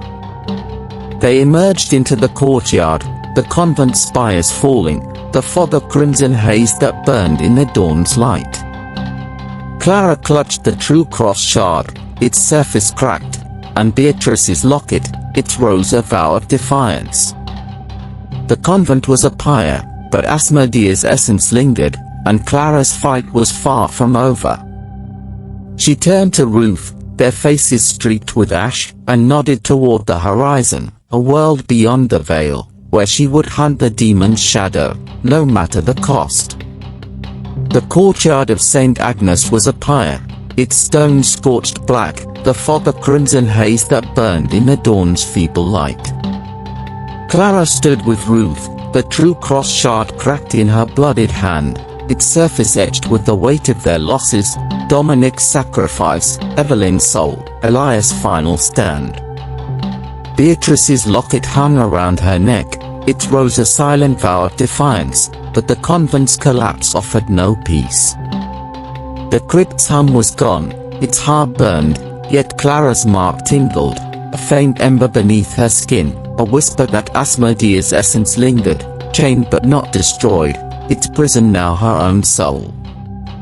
Ruth's face was streaked with ash, her eyes hollow, the remnants of Beatrice's journal clutched like a relic of a war they'd barely survived. "What now?" she asked, her voice a thread, her bandaged hands trembling. Clara looked at the horizon, where the cliffs met the sea, their waves a restless dirge for the convent's dead. "We leave," she said, her voice steady despite the grief clawing at her heart. "But we don't forget. Asmodea's not gone, she's in me, in this place. I'll hunt her, wherever she hides." Ruth nodded, a flicker of resolve in her gaze, a sister forged in fire. They gathered what little remained, Evelyn's shawl, Dominic's bloodied dagger, the journal's scattered pages, and moved toward the gates, their iron twisted, as if the convent itself resisted their escape. The fog thickened, its crimson tendrils curling, and Clara's mark pulsed, her vision flickering with the veiled figure, its crimson folds alive, its laughter a needle in her mind. She gripped the shard, its edge cutting her palm, the pain grounding her, a reminder of her humanity against Asmodea's pull. The gates groaned open, revealing the path to the village, but the fog formed shapes, nuns, their eyes red, their hands reaching, shadows of the damned. Clara swung the shard, its cracked surface flaring briefly, dispersing the shadows, but the fog laughed, Asmodea's voice a chorus of whispers, "You cannot leave me." Ruth screamed, dropping the journal, and Clara pulled her close, their breaths ragged. The path was a gauntlet, the fog a living thing, and Clara's mark burned, its tendrils stirring, as if the demon tested her resolve. She whispered a prayer, not to God, but to Evelyn, to Dominic, their sacrifices a shield, and led Ruth forward, the shard her sword, the locket her armor, the convent's ashes a vow to fight on. The shadows lunged, their claws grazing Clara's arm, drawing blood that sizzled on the path. She fought back, the shard slashing, its light weak but defiant, each strike a rejection of Asmodea's claim. Ruth swung Dominic's dagger, her fear giving way to fury, and together they carved a path, the fog thinning, the shadows fading. The village loomed, its lights faint through the mist, a promise of safety Clara didn't trust. Her mark pulsed, and she felt the convent's gaze, its spires a silhouette in the fog, watching, waiting. Asmodea was chained, but her prison was fast, and Clara was its key, a truth she couldn't escape. They reached the path's end, the fog parting, and Clara turned, the convent a burning ruin, its flames licking the sky. But in the fire, she saw her reflection, not her face, but the crimson veil, smiling, her hands dripping blood. She clutched the locket, it rose warm against her skin, and vowed to hunt the demon, to break the chain, even if it meant her own end. The villager waited, but Clara knew her fight was only beginning, the ashes of Saint Agnes a requiem for her faith, and a call to war. The village of Blackcliff was a cluster of stone cottages huddled against the sea, its streets silent, its lanterns dim in the dawn's grey light. Clara and Ruth staggered through the cobblestone lanes, their clothes torn, their faces streaked with ash and blood. The true cross shard was a cold weight in Clara's hand, its cracks a map of their losses, while Beatrice's locket hung heavy, its rose a reminder of the convent's curse. Clara's mark was quiet, but she felt its presence, a shadow in her blood, Asmodea's essence chained within her, waiting for a crack in her will. The villagers' doors were barred, their windows shuttered, as if Blackcliff knew the convent's fall and feared its aftermath. Clara's boots echoed, the sound unnaturally loud, and Ruth clung to her, Dominic's dagger trembling in her grip, the journal's pages stuffed into her habit. "They are hiding," Ruth whispered, her voice trembling. "They know." Clara nodded, her eyes scanning the shadows, the memory of the fog's nuns fresh, their red eyes a warning that Asmodea's reach extended beyond St. Agnes. The village was no sanctuary, only a pause in their flight. They reached the church, a modest stone building with a crooked steeple, its doors ajar, a faint light spilling out. Clara pushed inside, the air thick with wax and dust, the pews empty, the altar bare but for a single candle, its flame flickering as if afraid. A priest emerged from the sacristy, old and frail, his eyes widening at their state. "God's mercy," he gasped, crossing himself. "What happened at St. Agnes?" Clara's throat tightened, the weight of their story. Dominic, Evelyn, Elias, the rift, too vast for words. "The convent's gone," she said, her voice raw. "Burned. But the evil, it's not dead." The priest's face paled, and he gestured to a pew, offering water and bread, his hands shaking. "We've heard whispers," he said, his voice low. "The veil, they called it. Nuns vanishing, screams in the night. We prayed, but," he trailed off, his eyes darting to Clara's marked arm, its tendrils faint but visible through her torn sleeve. She hid it, the shard cold against her skin, and asked, "Is there a record, anything about Asmodea?" The priest hesitated, then nodded, leading them to a locked chest, its contents a stack of parchments, yellowed and brittle, marked with runes like Elias' book. Clara pored over them, her heart racing as she found a passage. "The veil's prison is the marked one, a soul bound to hold her, lest she rise again." Her mark tingled, and she felt Asmodea's whisper, not a voice but a pull, urging her to surrender. Ruth read over her shoulder, her breath catching, and the priest crossed himself, muttering prayers. The parchment spoke of a ritual to sever the mark, a blade blessed by martyrs, hidden in a shrine beyond the cliffs. Clara's resolve hardened, she would find it, free herself, end Asmodea's hold, but the village's silence was a warning, and the shadows outside moved, red eyes glinting in the fog. A scream shattered the church's quiet, coming from the village square. Clara grabbed the shard and dagger, Ruth following, the priest's prayers trailing them. The square was chaos, villagers, their eyes red, their hands clawing, chanting in Asmodea's tongue. The fog had returned, crimson and alive, and Clara's mark flared, her reflection in a shop window showing the veil, smiling. She fought, the shard slashing, Ruth's dagger flashing, but the villagers were relentless, driven by the demon's will. Clara knew the truth, Asmodea's prison was her, and Black Cliff was her new battlefield, a test of her vow to fight on. The village square was a slaughterhouse, its cobblestones slick with blood, the fog a crimson curtain that pulsed with Asmodea's laughter. Clara fought through the possessed villages, the true cross shard a dull blade in her hand, its cracks weeping light, each slash a defiance of the demon's claim. Ruth swung Dominic's dagger, her bandaged hands bleeding, her face fierce despite her fear, a sister born in the convent's ashes.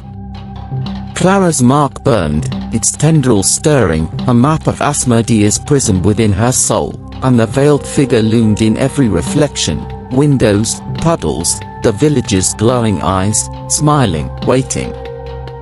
The villagers' chants were a tide, their claws raking Clara's arms, her habit torn, her blood mixing with the fog's ichor. She saw Evelyn's face in their eyes, Dominic's scars, Elias' runes, parade of her losses urging her to fall. But Beatrice's locket burned against her chest, it rose a vow, and she fought on, the shard's light flaring, burning the villagers' flesh, their screams a chorus of Asmodea's rage. Ruth fell, a villager's hand around her throat, and Clara lunged, driving the shard into his chest, his body crumbling to ash, the fog recoiling, a moment's reprieve. Clara pulled Ruth to her feet, their breaths ragged, the square now a graveyard, the villagers' bodies still, their eyes dim.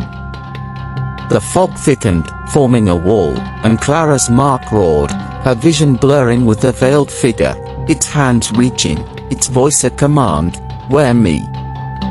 She staggered, the shard slipping, but Ruth caught her, her voice fierce, "You're not her."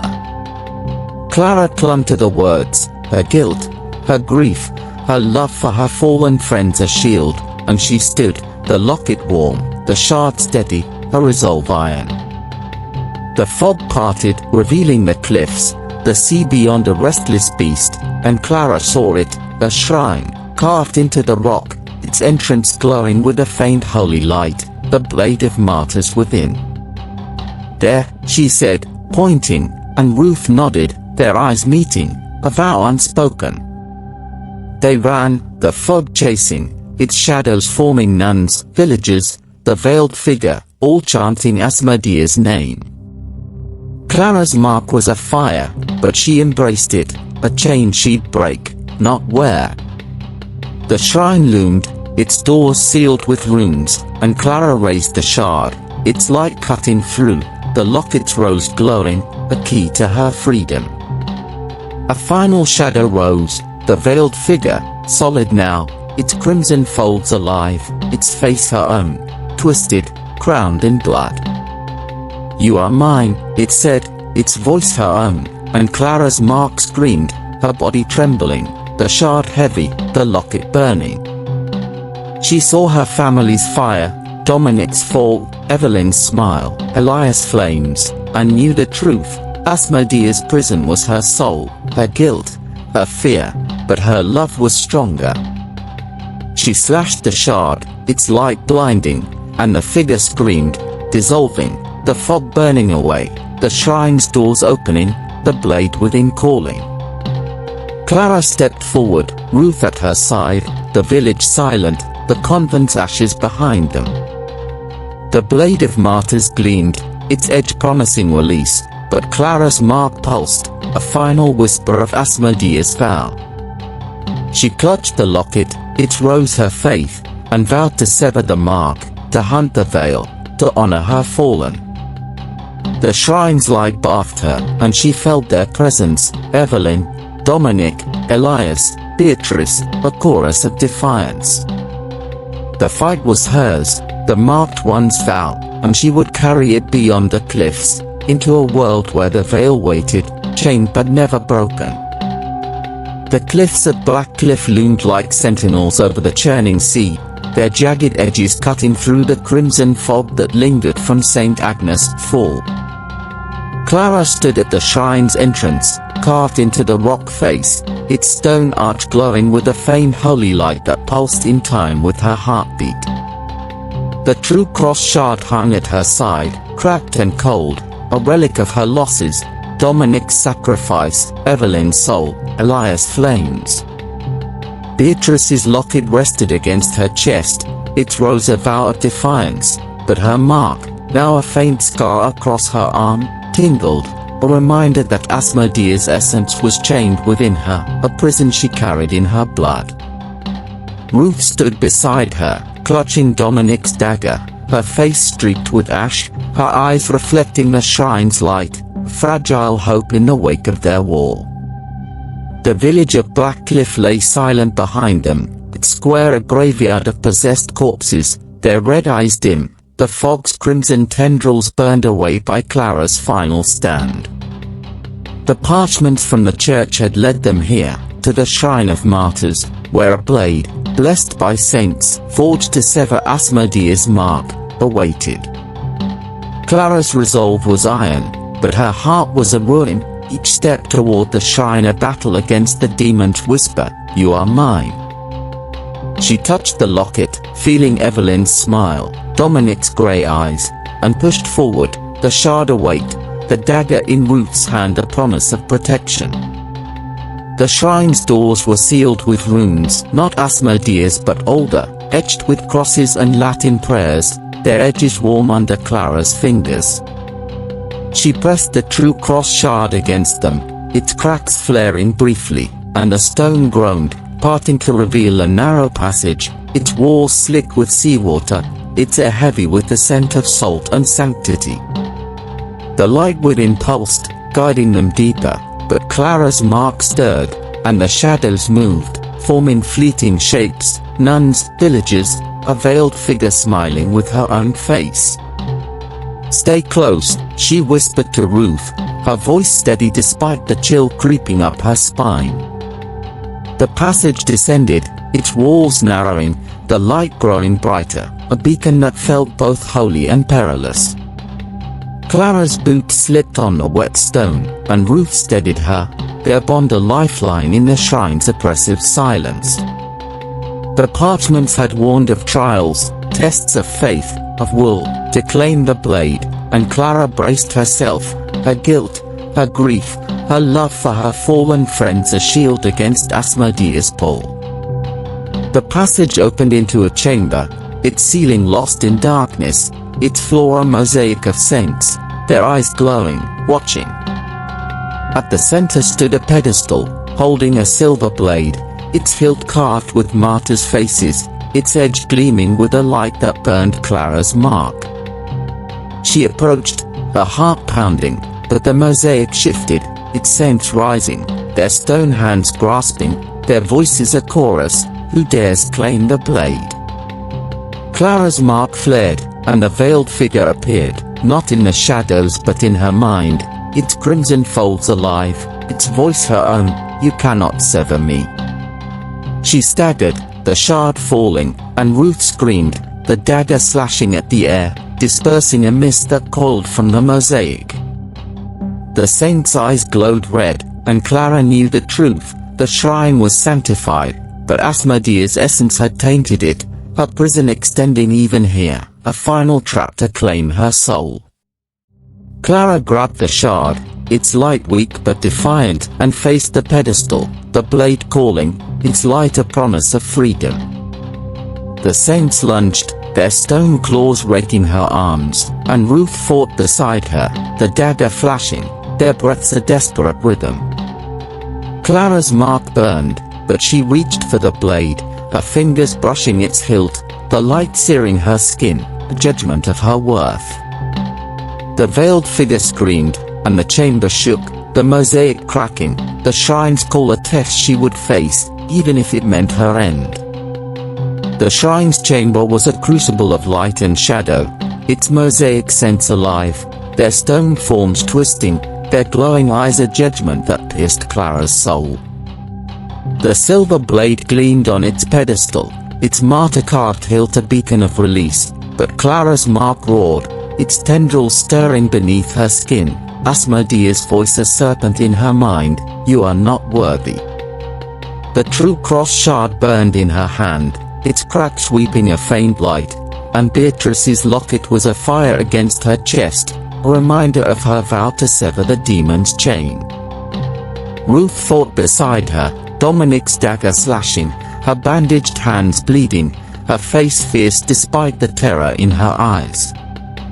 The saints' claws raked Clara's arms, their stone flesh cold, their voices a chorus of accusation, murderer, sinner, betrayer. Each word was a blow, dragging her back to the fire, her family's screams, the match in her child's hand, the figure in the smoke she'd thought was guilt but now knew was Asmodea, watching, waiting. The mark flared, and the veiled figure solidified, its crimson folds dripping ichor, its face her own, smiling with the demon's malice. "You killed them," it said, its voice a mirror of her own, and Clara's knees buckled, the shard trembling, her guilt a chain she'd thought broken but now felt anew. Ruth screamed, a saint's claw grazing her cheek, and Clara lunged, the shard slashing, its light burning the stone, sending the saint crumbling.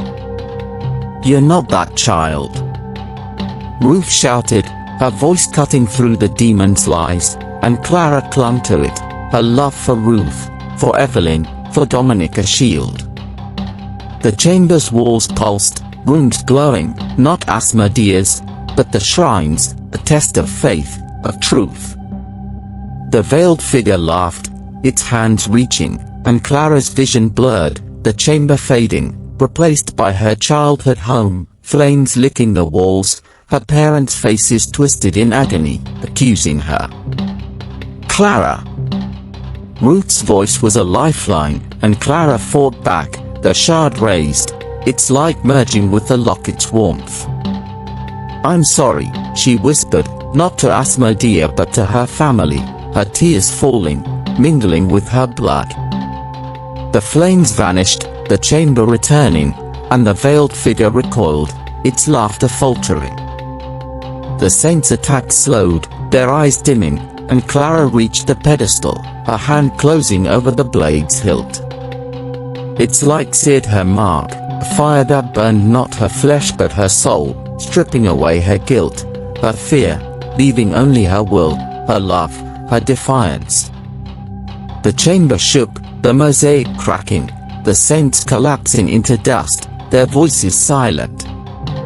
Ruth staggered to her, blood streaming from her cheek, the dagger trembling in her hand. "You did it," she gasped, but Clara's mark pulsed, and a veiled figure lingered in the shadows, its crimson folds fading but not gone. The blade was hers, its weight a vow, but the shrine's light dimmed, and the chamber's walls began to weep, a black ichor forming runes, Asmodea's, not the shrine's, a sign that the demon's prison was fast, and the trial was only the beginning. Clara gripped the blade, its edge a promise to sever her mark, but the ichor laughed, and she knew the shrine held one final test, a cost she might not survive. They moved deeper, the passage narrowing, the blade's light guiding them, but the ichor followed, a river at their heels. Clara's mark tingled, and she felt Asmodea's gaze, not in the shadows but in her blood, a chain she'd break or die trying. Ruth's hand found hers, their bond afire in the dark, and Clara vowed to face the shrine's judgment, to free herself, to honor her fallen, even if it meant facing the veil within her own soul. The shrine's passage descended into an abyss, its walls slick with ichor, the blade of martyrs glowing in Clara's hand, its light a sword against the darkness that pressed like a living thing. The true cross shard hung at her side, cracked and lifeless, a relic of her past, while Beatrice's locket burned against her chest, its rosy vow to end Asmodea's reign. Her mark was a quiet ember, its tendrils still but ever-present, a tether to the demon's prison within her soul. Ruth followed, Dominic's dagger clutched tightly, her cheek blooded, her eyes reflecting the blade's light, a sister bound by their shared war, their shared grief. The passage opened into a cavern, vast and cavernous, its ceiling a dome of jagged rock, its floor a pool of black water, its surface rippling with faces, nuns, villagers, Evelyn, Dominic, Elias, all trapped in Asmodea's prison, their eyes pleading, their mouths open in silent screams. At the center rose a stone altar, not unlike St. Agnes' crypt, but this was pure, its surface etched with holy runes, glowing with a light that clashed with the ichor seeping from the walls. The blade's light pulsed, urging Clara forward, but her mark flared, and the pool's faces spoke, their voices a chorus, sacrifice or be claimed. Clara's heart raced, the shrine's final trial clear, a soul for the blade's power, a life to sever the mark, to break Asmodea's chain. She saw Evelyn's sacrifice, Dominic's fall, Elias' flames, and feared what the altar demanded. "No more," she whispered, her voice raw, but the pool's faces laughed, and the veiled figure emerged, not from the shadows but from the water, its crimson folds alive, its face her own, crowned in blood. "You cannot sever me without losing yourself," it said, its voice a mirror, and Clara's mark burned, her vision blurring with the fire, the rift, the convent's ashes. Ruth grabbed her arm, her voice fierce, "You're not her!"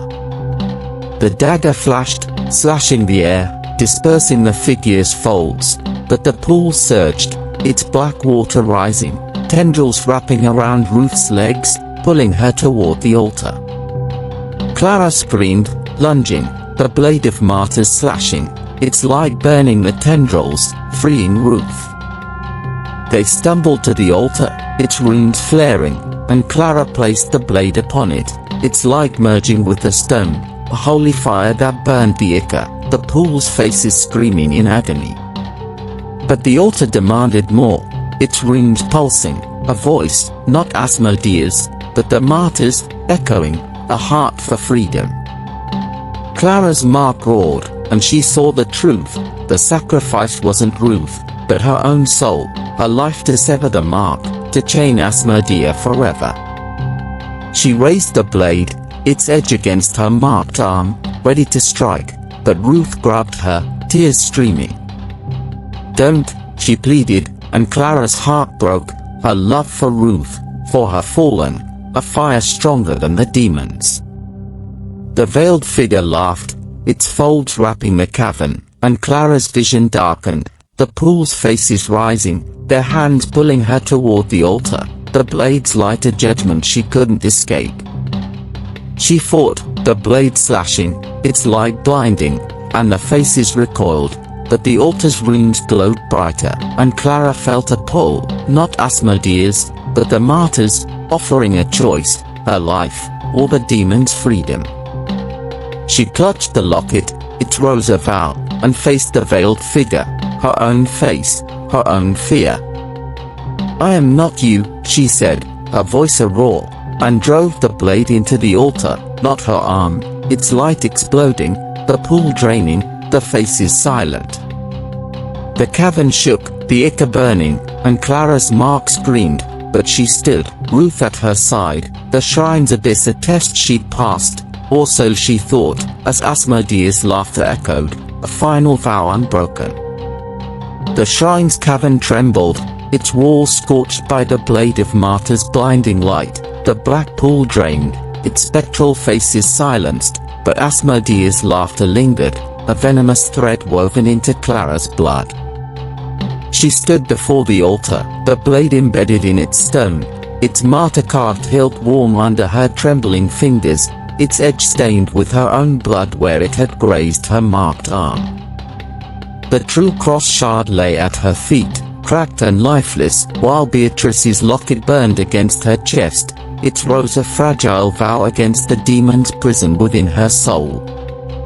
Ruth clutched Dominic's dagger, her blooded cheek a stark contrast to her wide eyes, fixed on the altar's runes, now dim but pulsing, as if the shrine itself questioned Clara's victory. Clara's mark was a quiet scar, its tendrils gone, but she felt Asmodea's presence, not in the cavern, but in her thoughts, a whisper that the blade's power came at a cost. The martyr's voice had demanded a heart, a sacrifice, and though Clara had spared her life, the blade's light had burned something within her, her faith, her hope, or perhaps her humanity. She pulled the blade free, its weight heavier than before, and the altar cracked, a fissure spreading across the stone, leaking a crimson mist that curled like blood in water. "It's not over," Clara said, her voice raw, her eyes meeting Ruth's, a shared fear that the demon's chain was tighter than ever. The cavern's walls wept, the ichor forming runes, not the shrine's holy symbols, but Asmodea's, glowing with a sickly light that pulsed in time with Clara's heartbeat. The mist thickened, shaping a figure, not the veiled woman, but Dominic, his grey eyes haunted, his scars bleeding, his voice a broken plea, "You let me go." Clara's heart shattered, the blade trembling in her grip, and she knew it was Asmodea, twisting her grief, testing her resolve. Ruth screamed, slashing with the dagger, dispersing the mist, but the runes flared, and the cavern shook, rocks falling, the shrine's sanctity crumbling under the demon's wrath. "Run!" Clara shouted, grabbing Ruth's arm, the blade in one hand, the locket her anchor. They fled through the passage, the ichor chasing, a river of malice that burned the stone where it flowed. The shrine's light dimmed, its holy wounds fading, and Clara's mark tingled, the ghost of its fire, guiding her like a cursed compass. The passage narrowed, the walls closing in, and the mist formed more faces, Evelyn, smiling, her wounds glowing, Elias, his cloak burning, her parents, their faces twisted in the fire she'd caused. Each was a blade in her heart, but Clara fought, the martyr's blade slashing, its light weak but defiant, cutting through the mist, her love for Ruth a shield against Asmodea's lies. They emerged onto the cliffs, the sea roaring below, the fog of crimson haze that swallowed the village of Blackcliff. The shrine's entrance collapsed behind them, sealing the cavern, but the mist followed, its runes glowing in the air, Asmodea's laughter a chorus that echoed off the rocks. Clara's mark pulsed, and she saw her reflection in a puddle, not her face, but the crimson veil, its edges alive, smiling with her own lips. She raised the blade, its edge against her marked arm, ready to sever the chain, but Ruth grabbed her voice fierce, "Not like this." Clara's tears fell, the locket warm, and she lowered the blade, the shrine's price a mystery she'd face, but not alone. The cliffs were no sanctuary, the fog's shadows moved, forming villages, nuns, their eyes red, their chants rising, driven by Asmodea's will. Clara gripped the blade, its light flaring briefly, and stood with Ruth, their backs to the sea, the lockets rose about to fight, to honor their fallen, to break the demon's prison, even if it meant her own end. The fog closed in, and Clara's mark burned, a final trial looming, the blade's price a shadow she couldn't outrun. The cliffs of Blackcliff were a jagged precipice, the sea below a churning beast, its waves crashing against the rocks with a fury that matched Clara's heart. She stood with Ruth, the blade of martyrs glowing faintly in her hand, its martyr card hilt heavy with the shrine's unanswered cost. The true cross shard hung at her side, a broken relic, while Beatrice's locket was afire against her chest, its rose a vow to sever Asmodea's chain. Her mark was a quiet scar, but its tingle was a whisper, Asmodea's essence alive within her, a prison that tightened with each step away from the shrine's collapse. The crimson fog enveloped them, its shadows solidifying into villagers and nuns, their red eyes glowing, their chants a sibilant tide in Asmodea's tongue. Ruth gripped Dominic's dagger, her blooded cheek a stark wound, her eyes fierce despite the fear trembling in her hands. "They are hers," she whispered, and Clara nodded, the blade raised, its light a frail shield against the fog's malice. The villagers lunged, their claws gleaming, and Clara slashed, the blade's edge burning their flesh, their screams a chorus of Asmodea's rage. Ruth fought beside her, the dagger flashing, their movements a desperate dance on the cliff's edge. Clara's mark pulsed, and the fog formed a figure, not the veiled woman, but Evelyn, her wounds blazing, her smile a mockery of their friendship. "You failed me," the figure said, its voice Evelyn's but laced with Asmodea's malice, and Clara's heart broke, the blade trembling. She knew it was a lie, but the guilt, Evelyn's sacrifice, her blood on the true cross shard, cut deeper than any claw.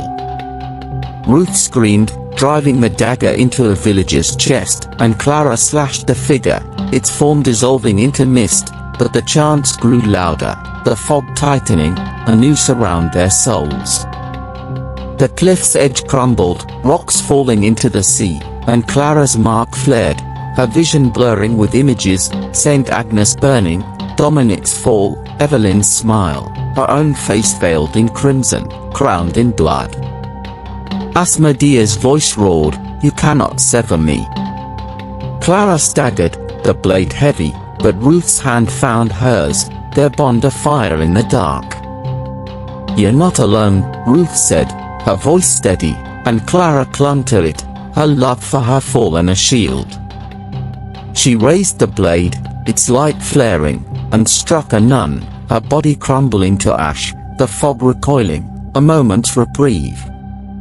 The sea roared, its waves rising, and Clara saw a path, a narrow ledge leading to a cave, its entrance glowing faintly, not with Asmodea's runes but with the shrine's holy light, a final refuge or a trap. "There," she said, pointing, and Ruth nodded, their eyes meeting, a vow unspoken. They ran, the fog chasing, its shadows clawing, the villagers' chants a tide at their heels. Clara's mark burned, but she embraced it, a chain she'd break, not where. The cave loomed, its light calling, and Clara slashed the blade, its edge cutting through the fog, the locket's rose glowing, a beacon in the storm. But the fog fought back, forming a wall, and the veiled figure rose, its crimson folds alive, its face her own, its hands dripping ichor. "You are my bride," it said, and Clara's mark screamed, her body trembling, the blade slipping. She saw her family's fire, Dominic's eyes, Evelyn's blood, and knew the cliff's edge was her final stand, a test of her vow to sever Asmodea's chain, to honor her fallen, to save Ruth. She raised the blade, its light blinding, and charged, the cave's glow a promise, the fog's laughter a challenge she'd meet, even if it meant her end. The cave's entrance was a jagged wound in the cliff, its holy light a frail beacon against the crimson fog that roared at Clara's back. She and Ruth stumbled inside, the blade of martyrs glowing in Clara's hand, its martyr-carved hilt a weight of sacrifice, its edge stained with her blood and the ash of Asmodea's shadows.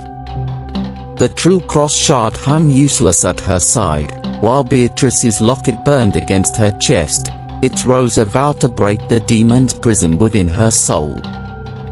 Her mark was a quiet scar, but its pulse was a whisper, Asmodea's essence alive, chained but unyielding, a threat that grew with each step into the cave's depths.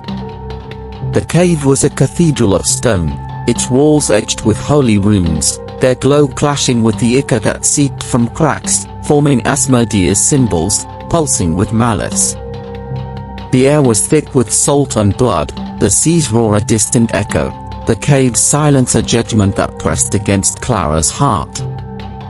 Ruth clutched Dominic's dagger, her blooded cheek a stark wound, her eyes scanning the shadows, her breath ragged but defiant. "This feels wrong," she whispered, and Clara nodded, the blade's light guiding them, but her mark tingled, a compass to a truth she feared.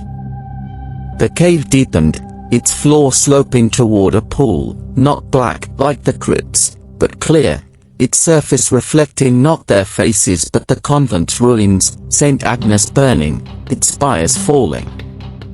Clara's mark flared, and the pool spoke, its voices a chorus, Dominic, Evelyn, Elias, her parents, all accusing, "You failed us." The veiled figure rose from the water, its crimson folds alive, its face her own, smiling with Asmodea's hunger. "Sever the mark, and lose them," it said, its voice a mirror, and Clara's heart broke, the blade trembling, her grief a chain heavier than the demon's. Ruth slashed with the dagger, dispersing the figure, but the pool surged, its water rising, tendrils wrapping around Clara's legs, pulling her toward its depths. She fought, the blade slashing, its light burning the tendrils, their ichor sizzling on the stone. "You're not them," she shouted, her voice raw, her love for her fallen a shield. The pool's faces screamed, and the cave's runes flared, a holy fire that burned the ichor, the veiled figure recoiling. Clara reached the pool's edge, the blade raised, its light merging with the locket's warmth, and she saw the truth, the cave's judgment was her own, a choice to sever the mark, to face Asmodea, or to fall. She drove the blade into her marked arm, its edge cutting deep, her blood mingling with the pool's water, the light blinding. The cave shook, the runes roaring, and Asmodea's scream tore through her mind, her veiled figure solidifying, its hands clawing. Clara's vision darkened, her body weakening, but Ruth's voice cut through, "Stay with me." She clung to it, the locket burning, the blades light a fire in her soul. The mark's tendrils dissolved, the pool draining, the veiled figure crumbling, but Asmodea's laughter lingered, a vow unbroken, the cave's judgment a price Clara paid, but not the last. They staggered deeper, the cave narrowing, the holy runes dimming, the ichor gone but the air heavy, as if Asmodea watched. Clara's arm bled, the blades cut a scar over her mark, a chain half broken, and she knew the demon's prison was fast, her soul its heart. Ruth's hand found hers, their bond a vow, and Clara faced the cave's end, a final trial looming, the blades light a beacon, Asmodea's laughter a shadow she'd hunt, even if it meant her own abyss. The cave's depths were a labyrinth of shadow and stone, its holy runes dim, their light swallowed by the ichor's lingering taint. Clara led Ruth through the narrowing passage, the blade of martyrs glowing faintly in her bloodied hand, its martyr carved hilt a weight of sacrifice, its edge still wet from the cut that had severed her mark, or so she thought. The scar on her arm was raw, a jagged line where the demon's tendrils had once burned, but a faint pulse beneath her skin warned that Asmodea's prison was unbroken, its heart beating within her own. Beatrice's locket glowed against her chest, its rose a vow to end the demon's reign, while the true cross shard hung lifeless at her side, a relic of her fallen, Dominic, Evelyn, Elias. Ruth followed, Dominic's dagger clutched tightly, her blooded cheek a stark wound, her breath shallow in the cave's oppressive air. The sea's roar was a distant memory, replaced by a low hum, not the crypt's, but something deeper, older, pulsing from the cave's core.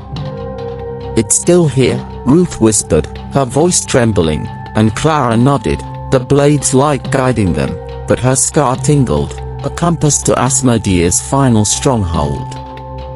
The passage opened into a chamber, smaller than the shrine's cavern, its walls carved with scenes of martyrdom, saints burning, bleeding, their eyes fixed on a central altar, not stone but bone, its surface pulsing with a crimson light, a heart that beat in time with Clara's own. Clara's breath caught, the blade trembling, a scar flaring as the altar's light revealed a truth. The bone was human, woven from the souls of Saint Agnes nuns, Beatrice's among them, a prison for Asmodea's essence. The locket burned, and Clara heard Beatrice's voice, faint but clear, "Destroy the heart, or wear the veil." The chamber's walls pulsed, ichor seeping, forming wounds that glowed with Asmodea's malice, and the veiled figure rose, not from the altar but from Clara's shadow, its crimson folds alive, its face her own, crowned in blood. "You cannot destroy me," it said, its voice a mirror, and Clara's scar screamed, her vision blurring with the convent's flames, Evelyn's blood, Dominic's fall. Ruth slashed with the dagger, dispersing the figure, but the altar's heart beat louder, its runes flaring, and the chamber shook, cracks spreading across the walls. Clara raised the blade, its light merging with the locket's glow, and struck the altar, its bone cracking, ichor spraying, the heart's pulse faltering. Asmodea's scream tore through the chamber, a physical force that knocked Ruth back, her dagger skidding across the floor. Clara's scar burned, and she saw her family's fire, her own hand striking the match, but she pushed it down, her love for Ruth, for her fallen, a fire stronger than the demon's lies. The heart cracked further, its crimson light dimming, but the veiled figure solidified, its claws slashing, grazing Clara's arm, drawing blood that sizzled on the bone. Clara fought, the blade slashing, its light burning the figure's folds, but the chamber's walls collapsed inward, ichor flooding the floor, a tide of Asmodea's wrath.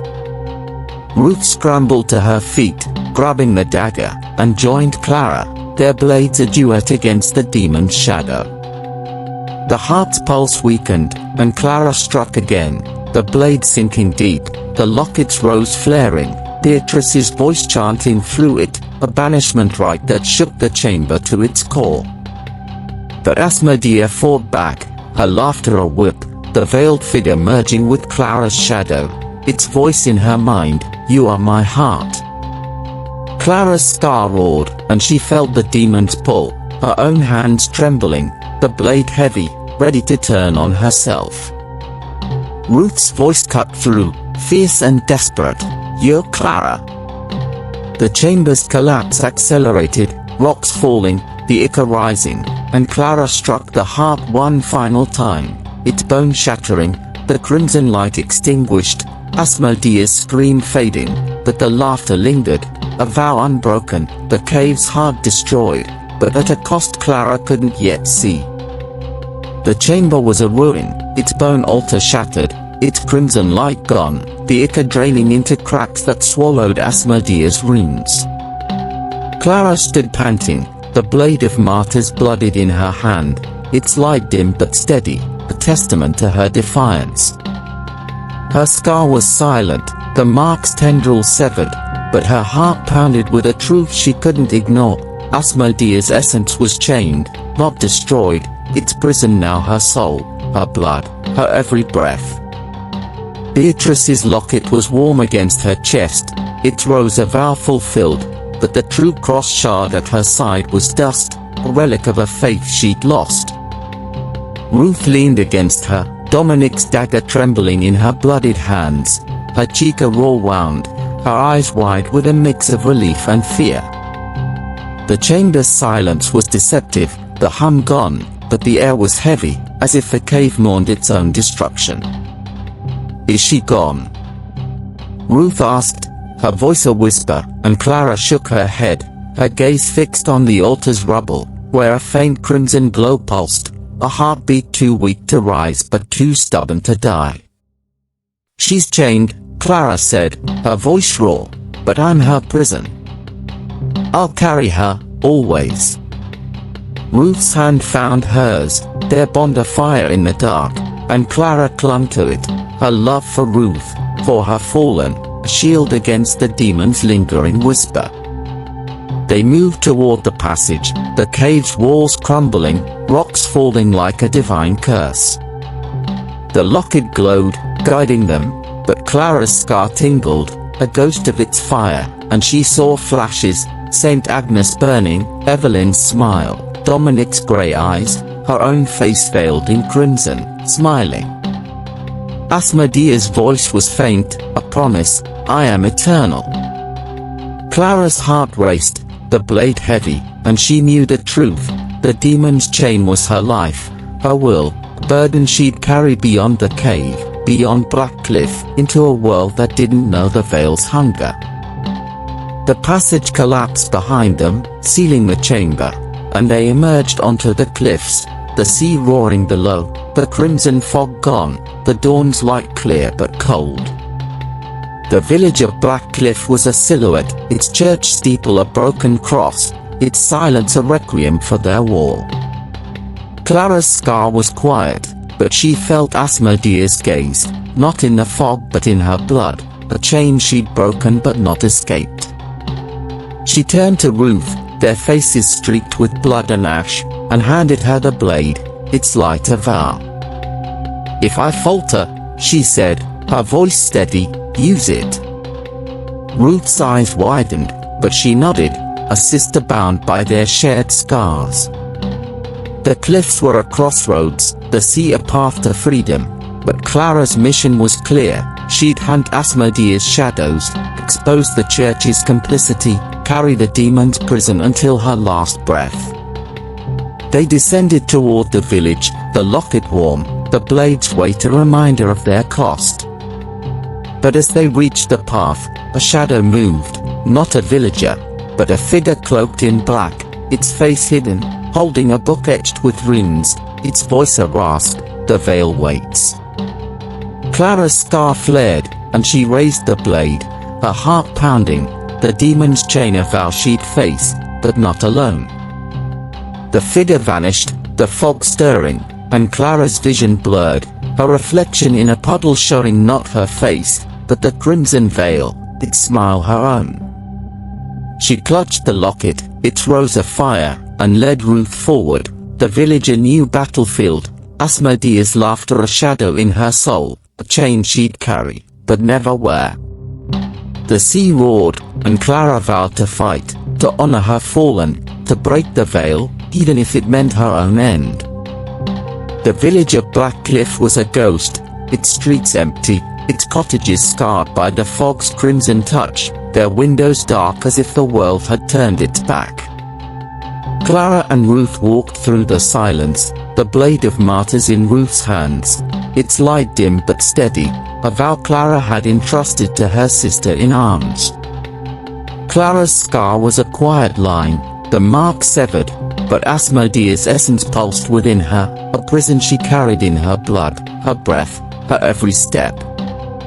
Beatrice's locket glowed against her chest, its rose a beacon of defiance, while the true cross shards dust clung to her habit, a reminder of Saint Agnes' fall, of Dominic's love, Evelyn's sacrifice, Elias' flames. The church loomed, its steeple cracked, its doors ajar, the candle within snuffed out, the priest gone, fled or taken by the fog's shadows. Clara pushed inside, the air thick with dust and fear, the parchments from the chest scattered, their wounds glowing faintly, a map of Asmodea's prison, its key her soul. She gathered them, her hands trembling, the locket warm, and found a new passage, the marked one is the keeper, bound to chain the veil, lest it rise again. To break the prison, a heart must stop. Clara's breath caught, the blade's price clear, her life, her heart, to end Asmodea forever. Ruth's voice broke the silence, soft but fierce, "You're not dying." Clara met her eyes, their bond a fire that burned brighter than Asmodea's lies, and shook her head. "Not yet," she said, her voice steady, "but I'll carry her until I can't." She tucked the parchments into her habit, the locket's glow guiding her, and led Ruth outside, the village's silence await, the sea's roar a call to a world beyond Blackcliff, where the church hid its sins, where Asmodea's shadows waited. They reached the village's edge, the path to London a faint line through the cliffs, a journey Clara knew she'd take alone. "Go back," she told Ruth, her voice raw, "find safety, tell the world what happened." Ruth's eyes blazed, the dagger raised. "I'm not leaving you," she said, and Clara's heart ached, her love for Ruth a chain stronger than Asmodea's. She handed Ruth the locket, its rose warm, a vow shared. "Keep this," she said, "and find me if I fall." Ruth's tears fell, but she nodded, their embrace a farewell, a promise, a fire in the dark. As Ruth turned back, Clara faced the path, the blade's weight in her hands, the parchments a map to her mission, expose the church, hunt Asmodea's shadows, break the prison, even if it meant her heart's end. The fog stirred, a crimson thread, and Clara's scar tingled, her vision flickering with a veiled figure, its smile her own, its voice a whisper, "You cannot outrun me." She raised the blade, its light flaring, and walked on, the sea at her side, the locket's absence a wound, Asmodea's prison a burden she'd carry, a keeper's vow to fight until her last breath. But the path wasn't empty, a figure stood ahead, cloaked, its book of runes glowing, its voice the same rasp, "The veil is eternal." Clara's scar flared, and she charged, the blade slashing, but the figure vanished, its laughter Asmodea's, a shadow in her blood. The path stretched on, London a distant promise, and Clara knew her fight was fast, the keeper's burden a chain she'd break, or die trying, the world unaware of the veil's hunger, waiting in her soul. The path to London wound through the cliffs, its stones slick with sea spray, the dawn's light a cold promise of a world beyond Blackcliff's horrors. Clara walked alone, the blade of martyrs blooded in her hand, its martyr card hilt a vow of vengeance, its edge a key to sever Asmodea's prison within her soul. Her scar was a silent line, the mark gone, but the demon's essence pulsed in her blood, a chain she carried, a keeper's burden forged in St. Agnes' ashes, tempered by Dominic's love, Evelyn's sacrifice, Elias' flames, Ruth's defiance. The parchments rustled in her habit, their runes a map to her mission: expose the church, hunt the veil, and the demon, even if it meant her heart's last beat. The sea roared, its waves a chorus of the fallen, their voices, Evelyn's laughter, Dominic's grey eyes, Elias' chants, Beatrice's plea, urging her on. The locket's absence was a wound, its rose now Ruth's vow, a fire Clara felt across the miles. Her scar tingled, and the fog returned, a crimson thread weaving through the cliffs, its shadows whispering her name. She raised the blade, its light flaring, a shield against Asmodea's pull, but the path darkened, and her reflection in a rock pool showed not her face, but the crimson veil, its smile her own, its hands dripping blood, a mirror of the demon's prison. A figure emerged from the fog, cloaked, its book of runes glowing, its face hidden, its voice a rasp, "You cannot break me." Clara's heart pounded, the blade steady, and she charged, its edge slashing, but the figure dissolved, its laughter Asmodea's, a shadow in her soul. The fog thickened, forming faces, her family, burning, Dominic, falling, Evelyn, bleeding, Ruth, alone, and Clara's scar flared, her vision blurring, the blade heavy, ready to turn on herself. "No," she whispered, her voice a roar, her love for her fallen a fire that burned through the demon's lies, the blade's light blinding, dispersing the fog, the faces fading. The path cleared, London's horizon a faint glow, but Clara's scar pulsed, and she felt Asmodea's truth. The demon's prison was her life, her will, a chain she could break only by stopping her heart. The parchments had warned of this, a heart's end to end the veil, and Clara knew the blade's final act was hers, a sacrifice to free the world from Asmodea's hunger. She raised the blade, its edge against her chest, the locket's memory a vow, a fallen a chorus, fight. But the fog stirred, and a train whistle pierced the dawn, its smoke curling like the veil, a new path, a new fight. Clara lowered the blade, her heart steady, and boarded the train, its carriage empty, its windows dark. She sat, the blade across her lap, the parchments a map to her mission, London, the church, Asmodea's shadows. The train moved, the cliffs fading, and Clara's scar was quiet, but her reflection in the window was not her face, but the crimson veil, its smile her own, its eyes glowing red, a whisper that the veil was eternal, chained but never broken. She clutched the blade, its light a vow, and faced the horizon, a keeper's burden, a hunter's vow, the world unaware of the demon in her soul, waiting for its moment. The train's whistle screamed, and Clara's scar flared, a final twist. Asmodea wasn't just in her, but in the world, in the church's secrets, in the shadows she'd hunt. She smiled, a mirror of the veils, not in surrender but in defiance, a vow to break the chain, to honor her fallen, to fight until her heart stopped, the veil's final whisper a challenge she'd meet, a reflection a promise of war, a story unending, a shadow eternal.